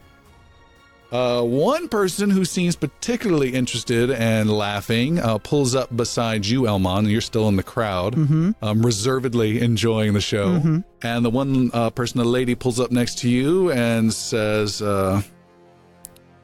"He's quite the dancer, isn't he, Elmon?" And next to you is Lady Jenilyn Cath, patron of the arts. Very good. I said he sure is. It's too bad about that chlamydia. She says, "What? I don't know Nothing. that. I don't know that instrument." Oh, I bet you do. She says, "It's good to see you. What have you been up to? More? Are you protecting the fair?" We're just enjoying the fair. Oh, me too. The song's fairly simple, but it does get the feet tapping. Is she the one that was the singer? No, she's the one who was had her song secretly performed okay. as a surprise Gotcha. by Okay. the singer. So long ago. Yeah. She says, "Oh, and you brought the little one. Puck. Says it's excellent. Well, I don't mean to keep you, but it's good to see you." And she pats Puck gently on the head. The first sign of acceptance since you've really been at this fair, to be honest. Puck nods to her. He nuzzles up to her. Starts purring. Takes her hand for a candied apple.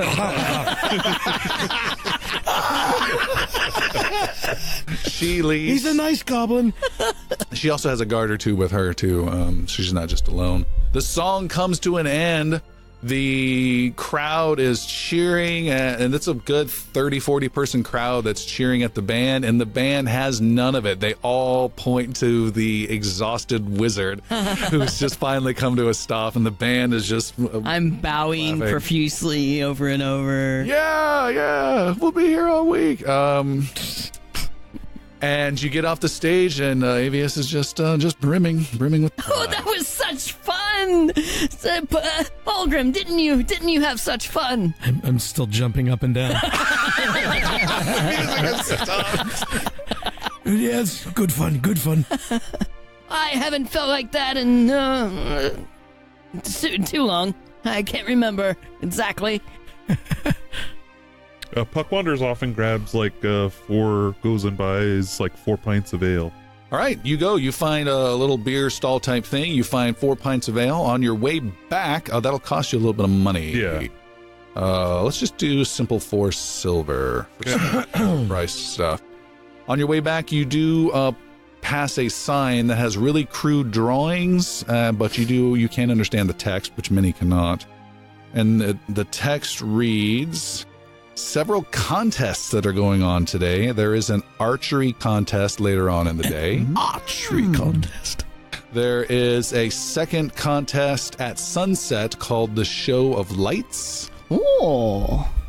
And there's a contest starting now, you guess very soon, based on the picture of the sun that's on there. That's called the Mud Toss. The Mud Toss. Okay, so I hand each of Is there an ugliest baby contest? Puck comes back crying, and even he doesn't know why. I hand them each a pint of ale and would just Cheers to what? What's the cheers to? Cheers to the old man looking the fool out there on the dance floor. Here.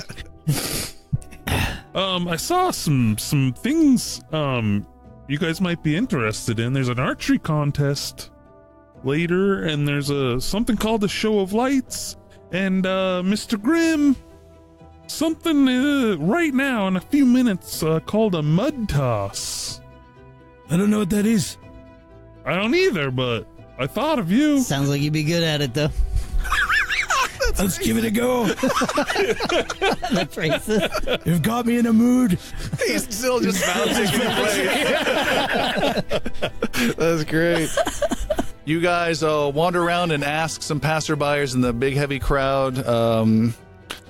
Check your pockets, make sure no one's pickpocketed you. Everything seems fine. They point you towards the mud toss competition. You head over there, and it is a big square mud pit with a large wood platform also covered in mud that rises only about 2 feet out of the bottom of the pit, which is deep with mud.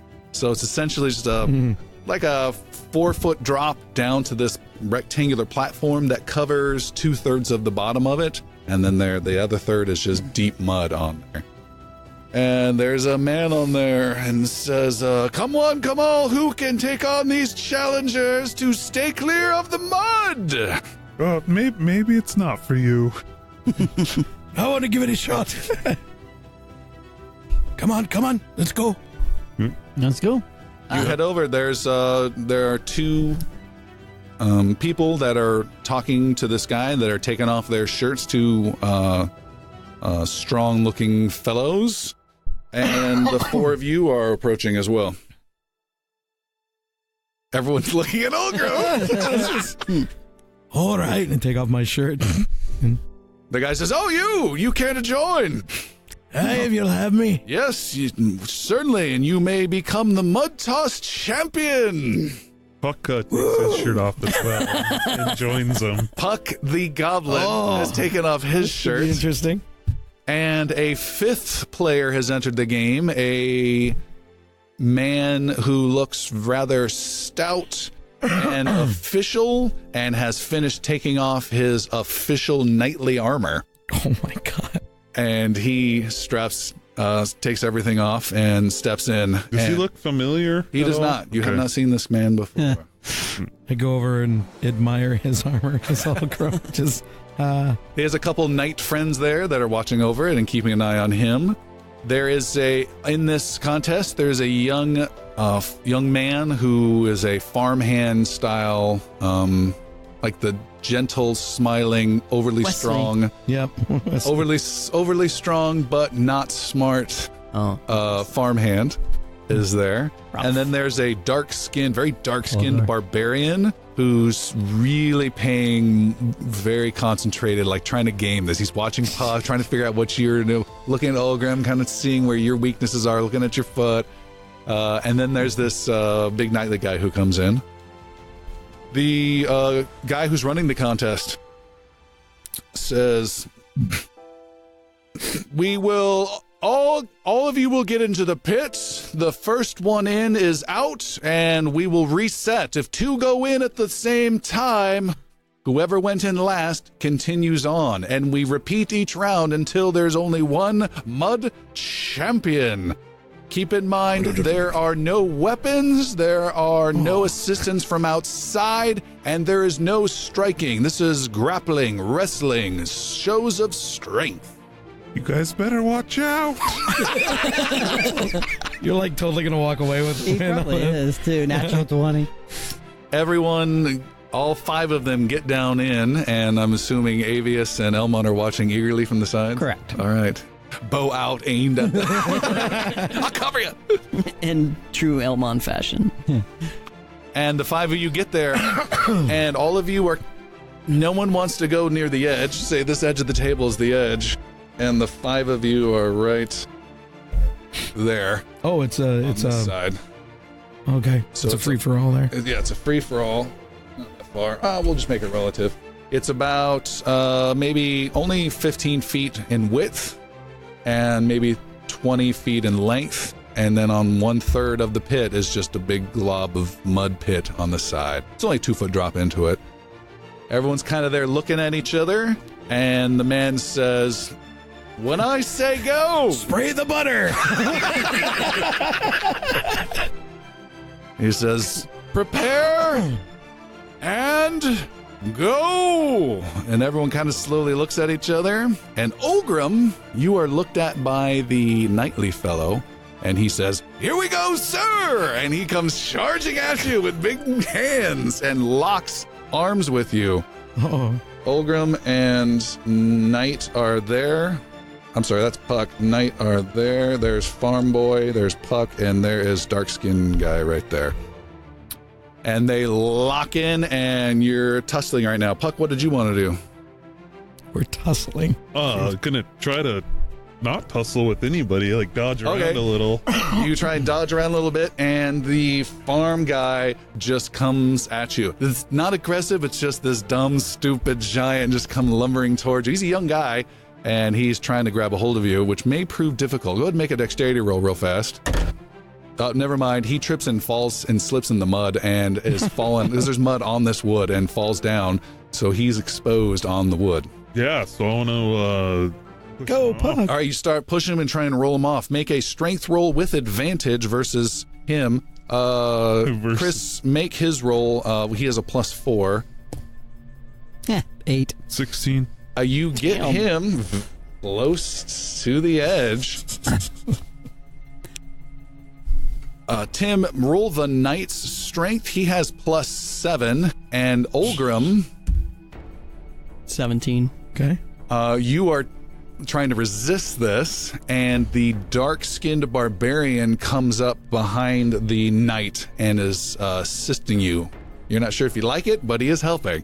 Not the most noble thing. Is it within the rules The guy of the hasn't game? called. He just said no striking. No striking. So you get advantage. Advantage. Strength roll advantage. Against the 17. 8. No. Yes. 18. 18. The two of you are able to maintain control and get him close to the edge. It's a new round. Puck.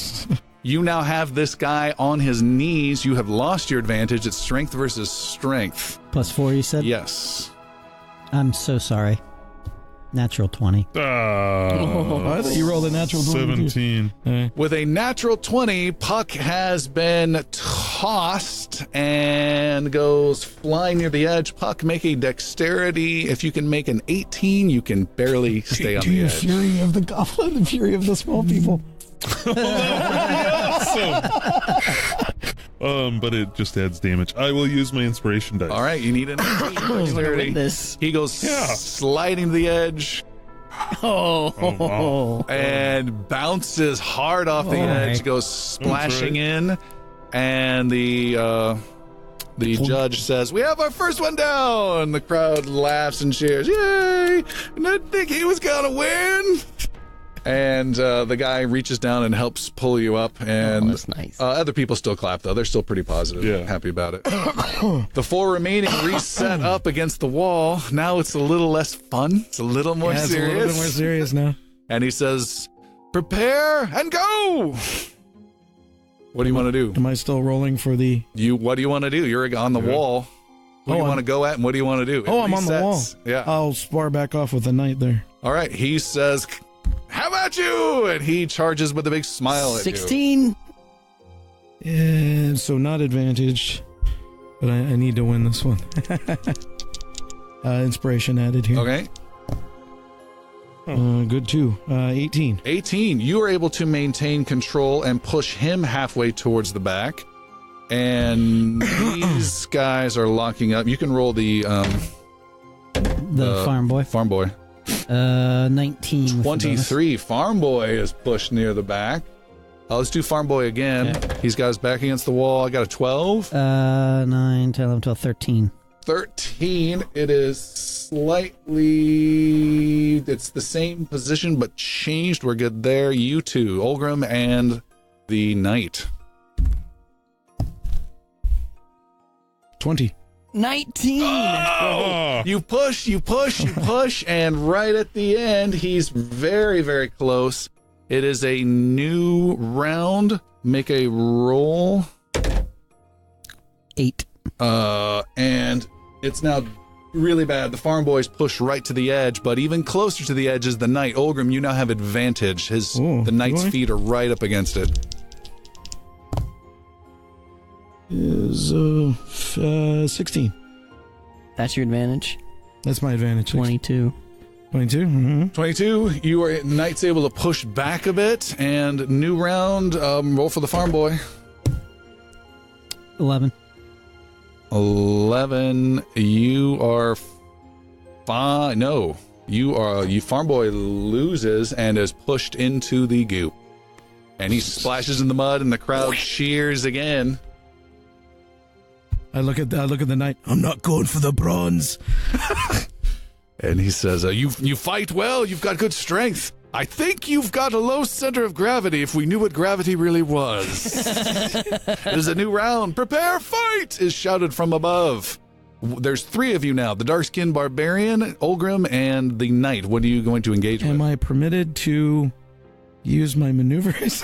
No, you're not permitted. I can't. Okay, all right. Who am I engaged with? I'm letting one of them choose who's going for me. Okay. So I'm going defensive. It's like a Sadie Hawkins dance. Yeah, right. Knight, go ahead and roll. You get advantage in a kind of a different way. Okay. 20. Not natural, but 20. Oh, 13. Olgrim, you are grabbed onto and pulled, not all the way, but pulled towards the edge, and then... Oh, he has challenges, though. The knight slips, falls to his butt, laughs as he does it, knows he's in trouble, and before you can do anything to take advantage, you take 6 points of bludgeoning damage as you were punched in the kidneys from behind by the barbarian. Oh.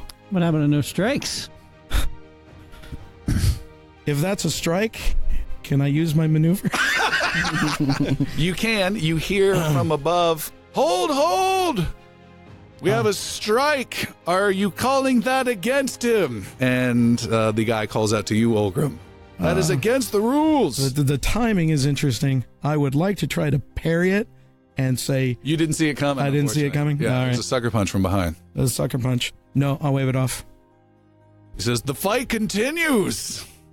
The knight is fallen. He's on his butt, and you are face to face with the barbarian.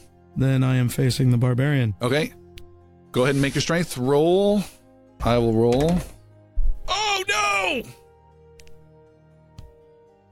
no! 22. You grab onto this guy. He slips slightly. You grab onto him. He starts trying to punch you again. You anticipate his little cheating ways, and you turn in such a way that he throws his momentum one direction, and you send him flying off the edge far, and he splashes in the mud as he rolls a critical failure. Whoa. And the crowd cheers really loudly, especially your friends up above. There's a big cheer from the crowd, and there are just the two of you. All right. Just the two of us. I square off.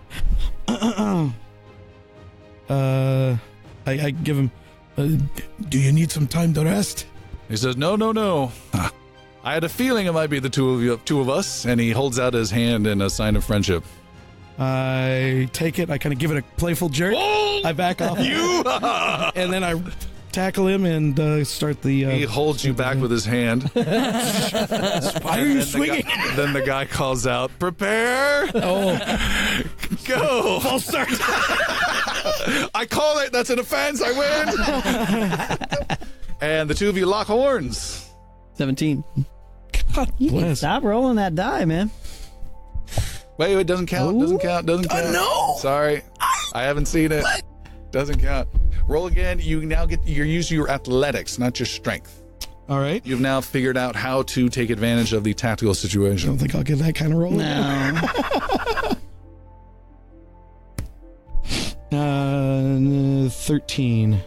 What did you roll? 17. 17. Olgrim is pulled out. You're struggling. You're totally on the back heels. You're pulled out halfway towards the mud, and roll again. Can he hold on? Ooh. No, 16. 10. Oh. Huh? With a 10, It's just dancing back and forth. you are able to yank yourself free and... I see you using Capelli's defense against me, huh? And the two of you are both 3/4. His back is towards the edge, though, but you're 3/4 away. Go ahead and roll again. You're pulling, muscles straining. Ooh, natural 20. Nope. Not going to hit that. What'd you roll? 5. 5. And with a natural 20, Olgrim is thrown out. You may make a dexterity roll. What do we say? 18? Oh, really? There's a 18, dex yeah. roll involved? Because you're 3/4 of the way away. Oh, okay. It's not going to happen, though. No, it's not Okay. going to happen. You are thrown right to the edge. You try and hold on with your tippy toes, and you slip, and you splash into the mud, and the crowd cheers. Woo! We have a champion! The mud toss champion is Imone of the Keepers of the Veil. Yay! I moan. And everyone cheers. He reaches down and helps you up. Good show, friend. Oh, very fine. I wasn't anticipating that. That little move there with your feet. I need to learn that. Well, you had me worried there right at the end. You were pushing me right towards it. You did good. Yeah, I'll get you next year then. The two of you are taken up to the top. He is given a brown-colored sash with the word Mud Toss Champion embroidered on the side, and given a satchel of excellent choice cuts of beef as well. Ooh. And he grabs his armor and is celebrated by his friends and says, I'm off to the necropolis. I bid you all farewell. And farewell to my new friend, although he never asked your name. And they depart. Puck wants to grab his gear and specifically just his spear and go up to the dark-skinned cheater. All right. Cool. You've been slighted in some way. No, I just want to like call him on his shit. All right. He is off at the side at a barrel drinking some cup of water. So I go up with my spear, like kind of pointed menacingly at him, like, "You cheated! Why'd you punch my friend there?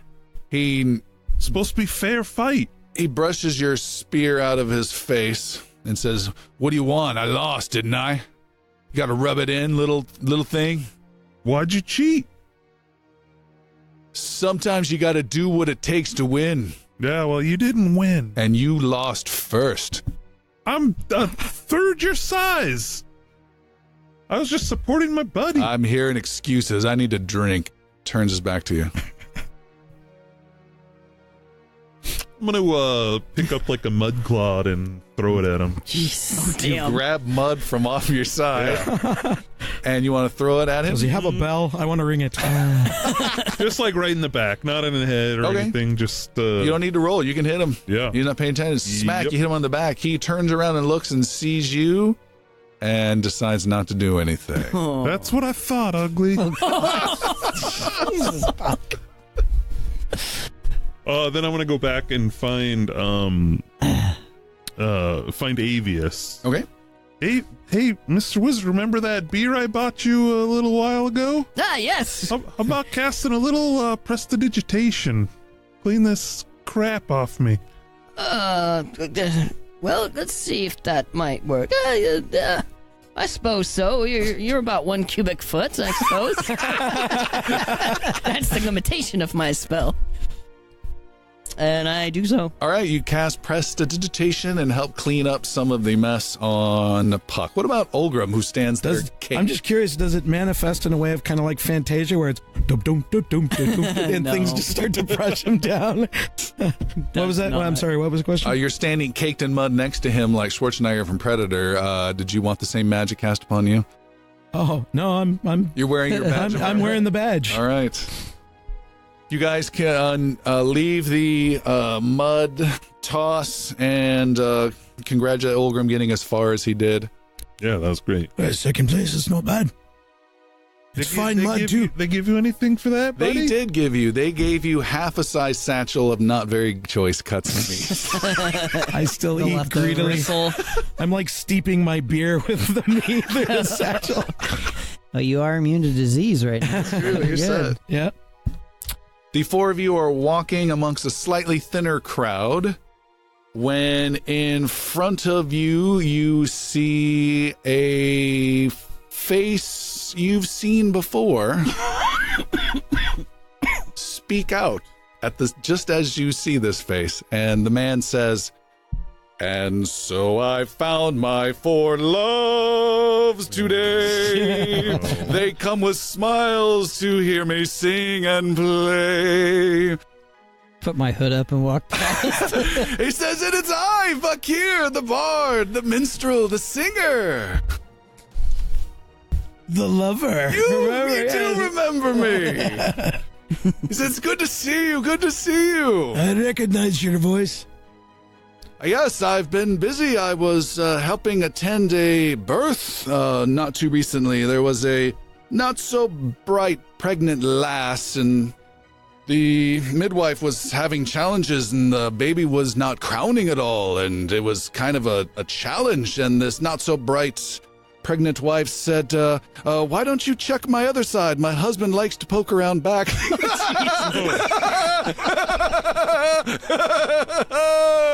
I get a chuckle out of Elmon on that one. Does he have a traveling drum kit with him?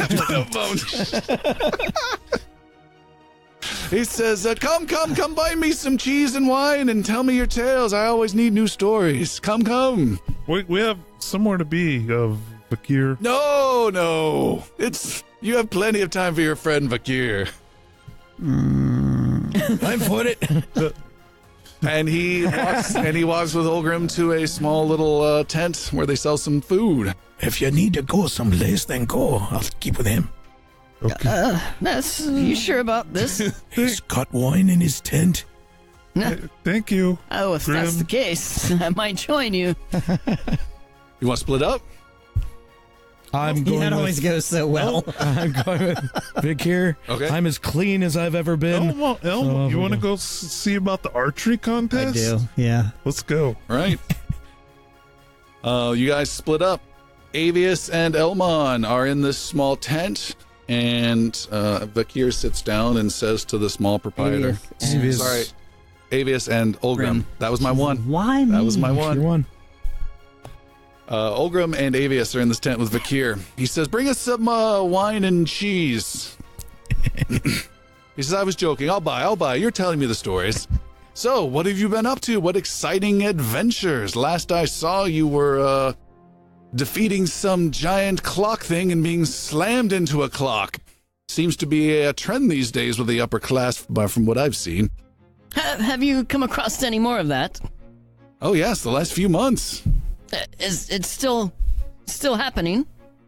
I've just, I haven't seen anything of that kind of interesting mechanical nature until just a few months at the library, and then I meet you and all chaos happened. I even heard Malil had a replacement clock stolen from his place. Oh, for shame.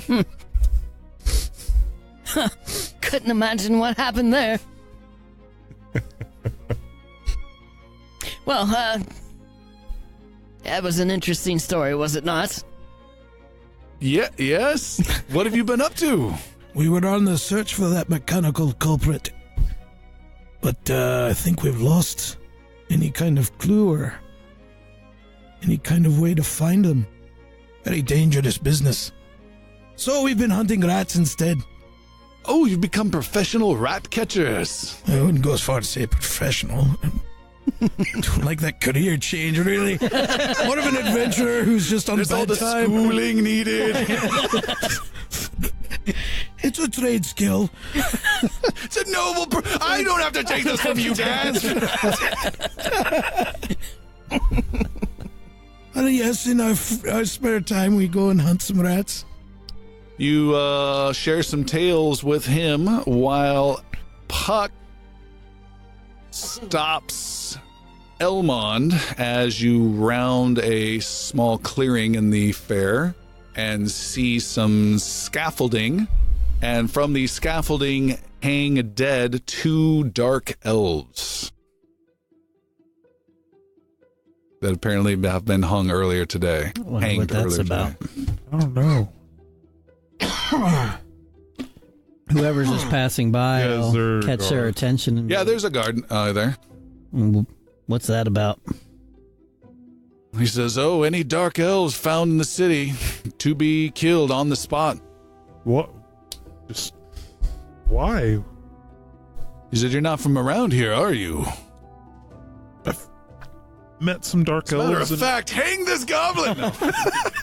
I've met some dark elves. I mean, they're not the finest of people, but You know dark elves? I've been around them. Where? Where are these dark elves? Far away. Like when I was growing up, there was a couple around. Well, perhaps they told you of the days they helped cause some of the darkness that swept over the land, starting from the heart of the city that stayed for generations, where they assaulted the dwarves of Dwarvenhearth and attacked them mercilessly for years and years. They are not to be trusted. They are not to be talked with. They are not friends of the city. They are Okay. to be killed on sight. You don't question them or anything. You just murder them. Oh, we try to get what information we can, and we got some from these. You believe? What information did you get? Where we can find more. Guess Tolis isn't as accepting a city as we thought. Let's go. Yeah. Let's go, Puck. He seems befuddled by your pleasantries towards them. Back in the wine tent, Bakir says, well, I've been hearing that people have seen some yellow-green lights lightly playing about the windows of that fortress halfway up the spire. And what do you think that means? I have no idea. Are you sure it wasn't blue-red? Yellow-green is what I've been hearing. Some say yellow, some say yellow-green. Orange-purple, perhaps? I don't understand what you're saying, but it is intriguing. Yellow green? Could be spirits of the damned. Could be magic. In the tower. The spire over there. in the giant spire that dominates the city, the 3,000-foot tall spire. Perhaps you've seen it. And he gives the bounce. Halfway up upon it is a fortress, and they say they can just see some lights. Is that not common? No, that place has not been inhabited for centuries. Oh. That is an interesting tale. Takes a big gulp of his wine there. So then you, chase these rats across pipes? That's crazy. Well, not just that. Our little friend was with us, and he made the storm cloud appear and killed all the rats. More time goes by, and he says, I've also heard of, green steel. Keep your eyes out for that. You don't want any part of that. It's something some blacksmiths have been, working with. Supposedly it looks nice to those who don't know their metal well, or so I'm told. I'm no blacksmith, but I've heard it breaks easily, especially against any magic. Where would you find green steel? Wouldn't it look green? It's green steel, yes. What? You're a strange old one, aren't you? Has Olgrim ever heard of the concept of green steel? No. Never? Okay. All right, well, I'll keep that to mind. Where did you hear of it? It is my job to be out and hear these things. I talk with friends. I will be able to share with them a great tale of rats beneath the city, slain by heroes. We wouldn't have known about the Rat Queen. We just know that the armor's called that, but we don't know what she was. Okay. And more time goes by. You're trying to not get drunk off of cheese, I almost said. Wine. It is fermented. And probably not doing a great job of that. I imagine Olgrim imbibing a little bit more than he should, so probably press that threshold. And Davies. We're just drunken fools. And then he says, and then Old Town is being assaulted by a winged thief stealing from the homes. A demon, they say, from another plane of existence, robbing, taking who knows what and why. Oh, that's quite interesting. Where do you hear all this? Oh, it's my job to hear these things. Yes, I'm asking you, but from whom? I don't share who I hear from. I must keep the information loose and free. People come to me and normally tip well for this kind of information. I'll give you a tip. He waits. I do appreciate all of the stories you've passed on to us. I'd say and for their wine. Story for story, yes. He says, oh, yes, and I should be going. I've got a performance on a stage some distance on the other side of the fair. I'll say this, if you're looking for any information about those Kalaki things, I'd go look at the public library if I were you. But I must be off.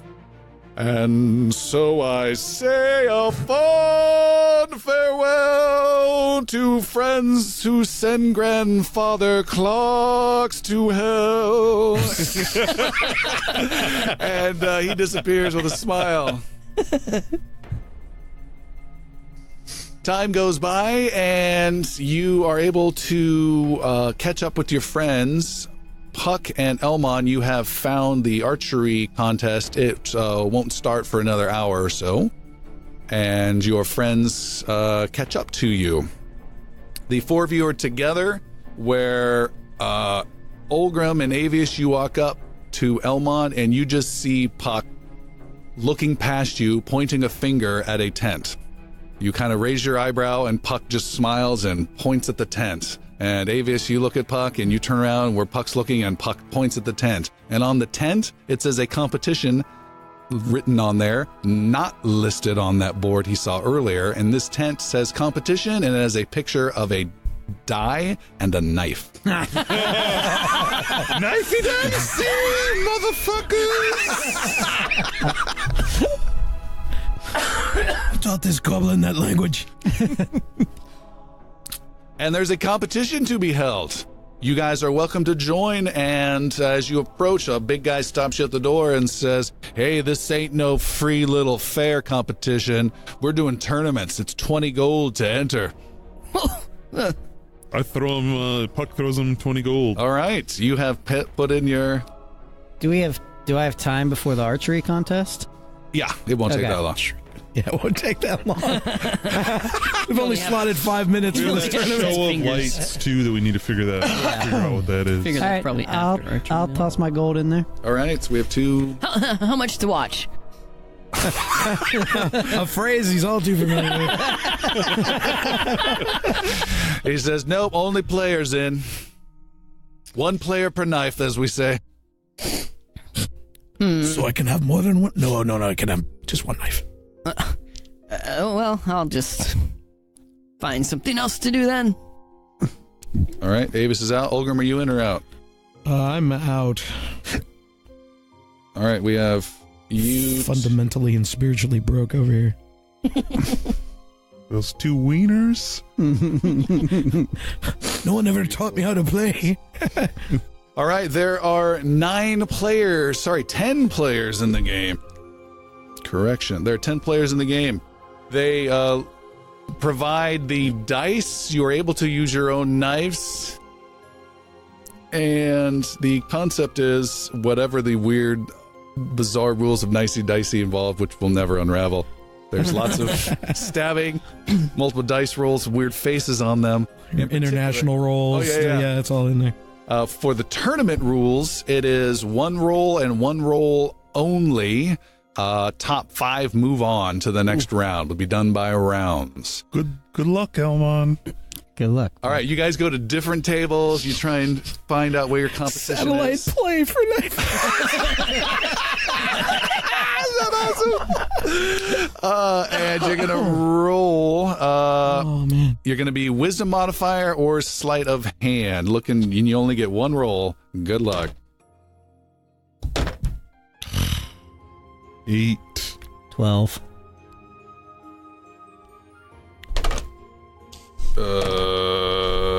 Okay. Dice are rolled. Knives are stabbed into hands. There's no bonuses on these, right? It's just straight roll. Wisdom or Wisdom or sleight of hand. Wisdom or sleight of hand.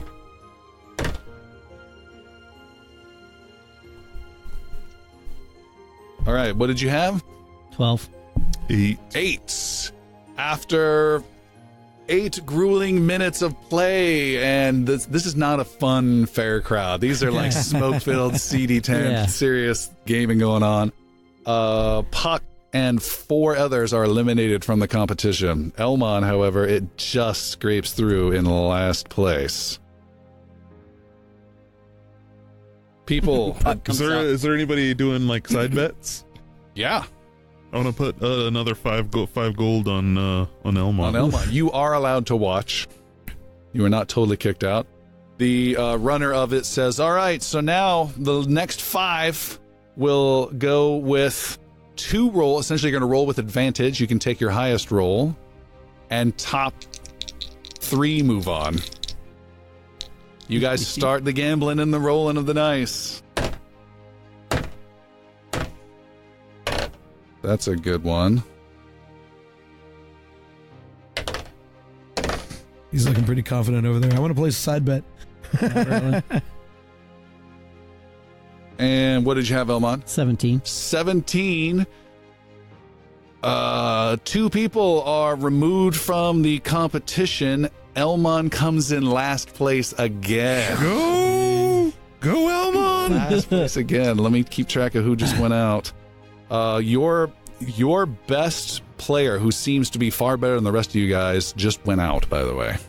He got unlucky with his die rolls. All right, it is down to the top 3, you get best rolls, Elmon, and Still advantage roll? Or what? advantage roll, yep. Nope. And only 2 will be going on. Probably not me. It was a 13. 13, and Elmon is eliminated from the competition. Elmon comes in 3rd place. 3rd place is paid out 30 gold. Oh, well. So you made 10 total. Nice. And Elmon, since you made it this far, you have gained a permanent +1 bonus To Knifey Dicey? to Knifey Dice.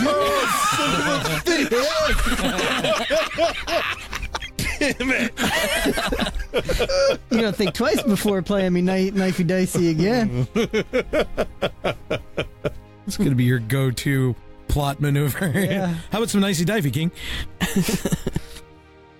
And Play it for your soul. Elmon comes out with a smile. Puck doesn't look so happy from the tent. And you But meet back both up again. bleeding, apparently. Yeah. All right. I will do a short trance preparing for the archery contest. All right. You still have plenty of time, like 30, 40 minutes. You get a little short trance. Your friends keep an eye on you and give you some peace. You head towards the archery competition to at least check it out, see what's going on. On your way there, you're going past crowds that are really tight, and all of you can hear at the same time someone just say as they go right past you, the 7 will fall. And the crowd just keeps going. You turn around, you don't see anyone in particular.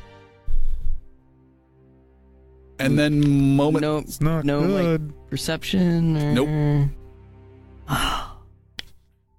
Why you all looking around like that? Can you hear it? No. Oh, the 7 will fall. I heard somebody say the 7 will fall. I heard it too. That's heard what it. those crazy guys we came across said. Remember the guy? Olgrim draws his sword and starts looking around. Where? You don't have your Whoa. weapon with you. No, he His does. weapon. No armor. Oh, No armor. Oh, put Put it that away. away. You're gonna Put it get us away. in trouble. Where? Oh, just Put it away. we don't know what's going on yet, but don't draw attention to us. And then you hear, "There they are, that's them!" as someone draws attention to you. The crowd parts, and I put the you sword away. You see a priest of Lothian, a man you've never seen before, pointing at you. And the crowd I hate parts, these guys. and several we see Lothian guards. Jamon's too. not terrible. 2 The Lothian rest of them, though. Yeah. guards walk out and approach you, and behind them is Priest Daywan, Oh, day one. the bearded fellow who was presided over the tribunal with you, the nicer of the 2. Uh-huh. And he says, "You 4, I would have a word with you, please. I need to speak with you." And we will stop there for tonight. With the ratmen finally flushed out of the sewer, our heroes took a much-deserved break at the Foundation celebration. The fair was a fun change of pace from the endless sewers, and I know the players really enjoyed it. Olgrim came very close to winning the mud toss, whereas Puck got his goblin butt tossed out of there right quick. And we essentially had the World Series of Dicey Knifey, where Elmon put in a great effort. Thank you, Christopher, Chris, Seth, and Tim, and as always, thank you, listeners, for coming along the adventures with us. If you want to help out the show, tell a friend or post a recommendation online for others to find us. And leave us a comment on our website, ingloriousbards.com, or our social media accounts. We'd love to hear from you.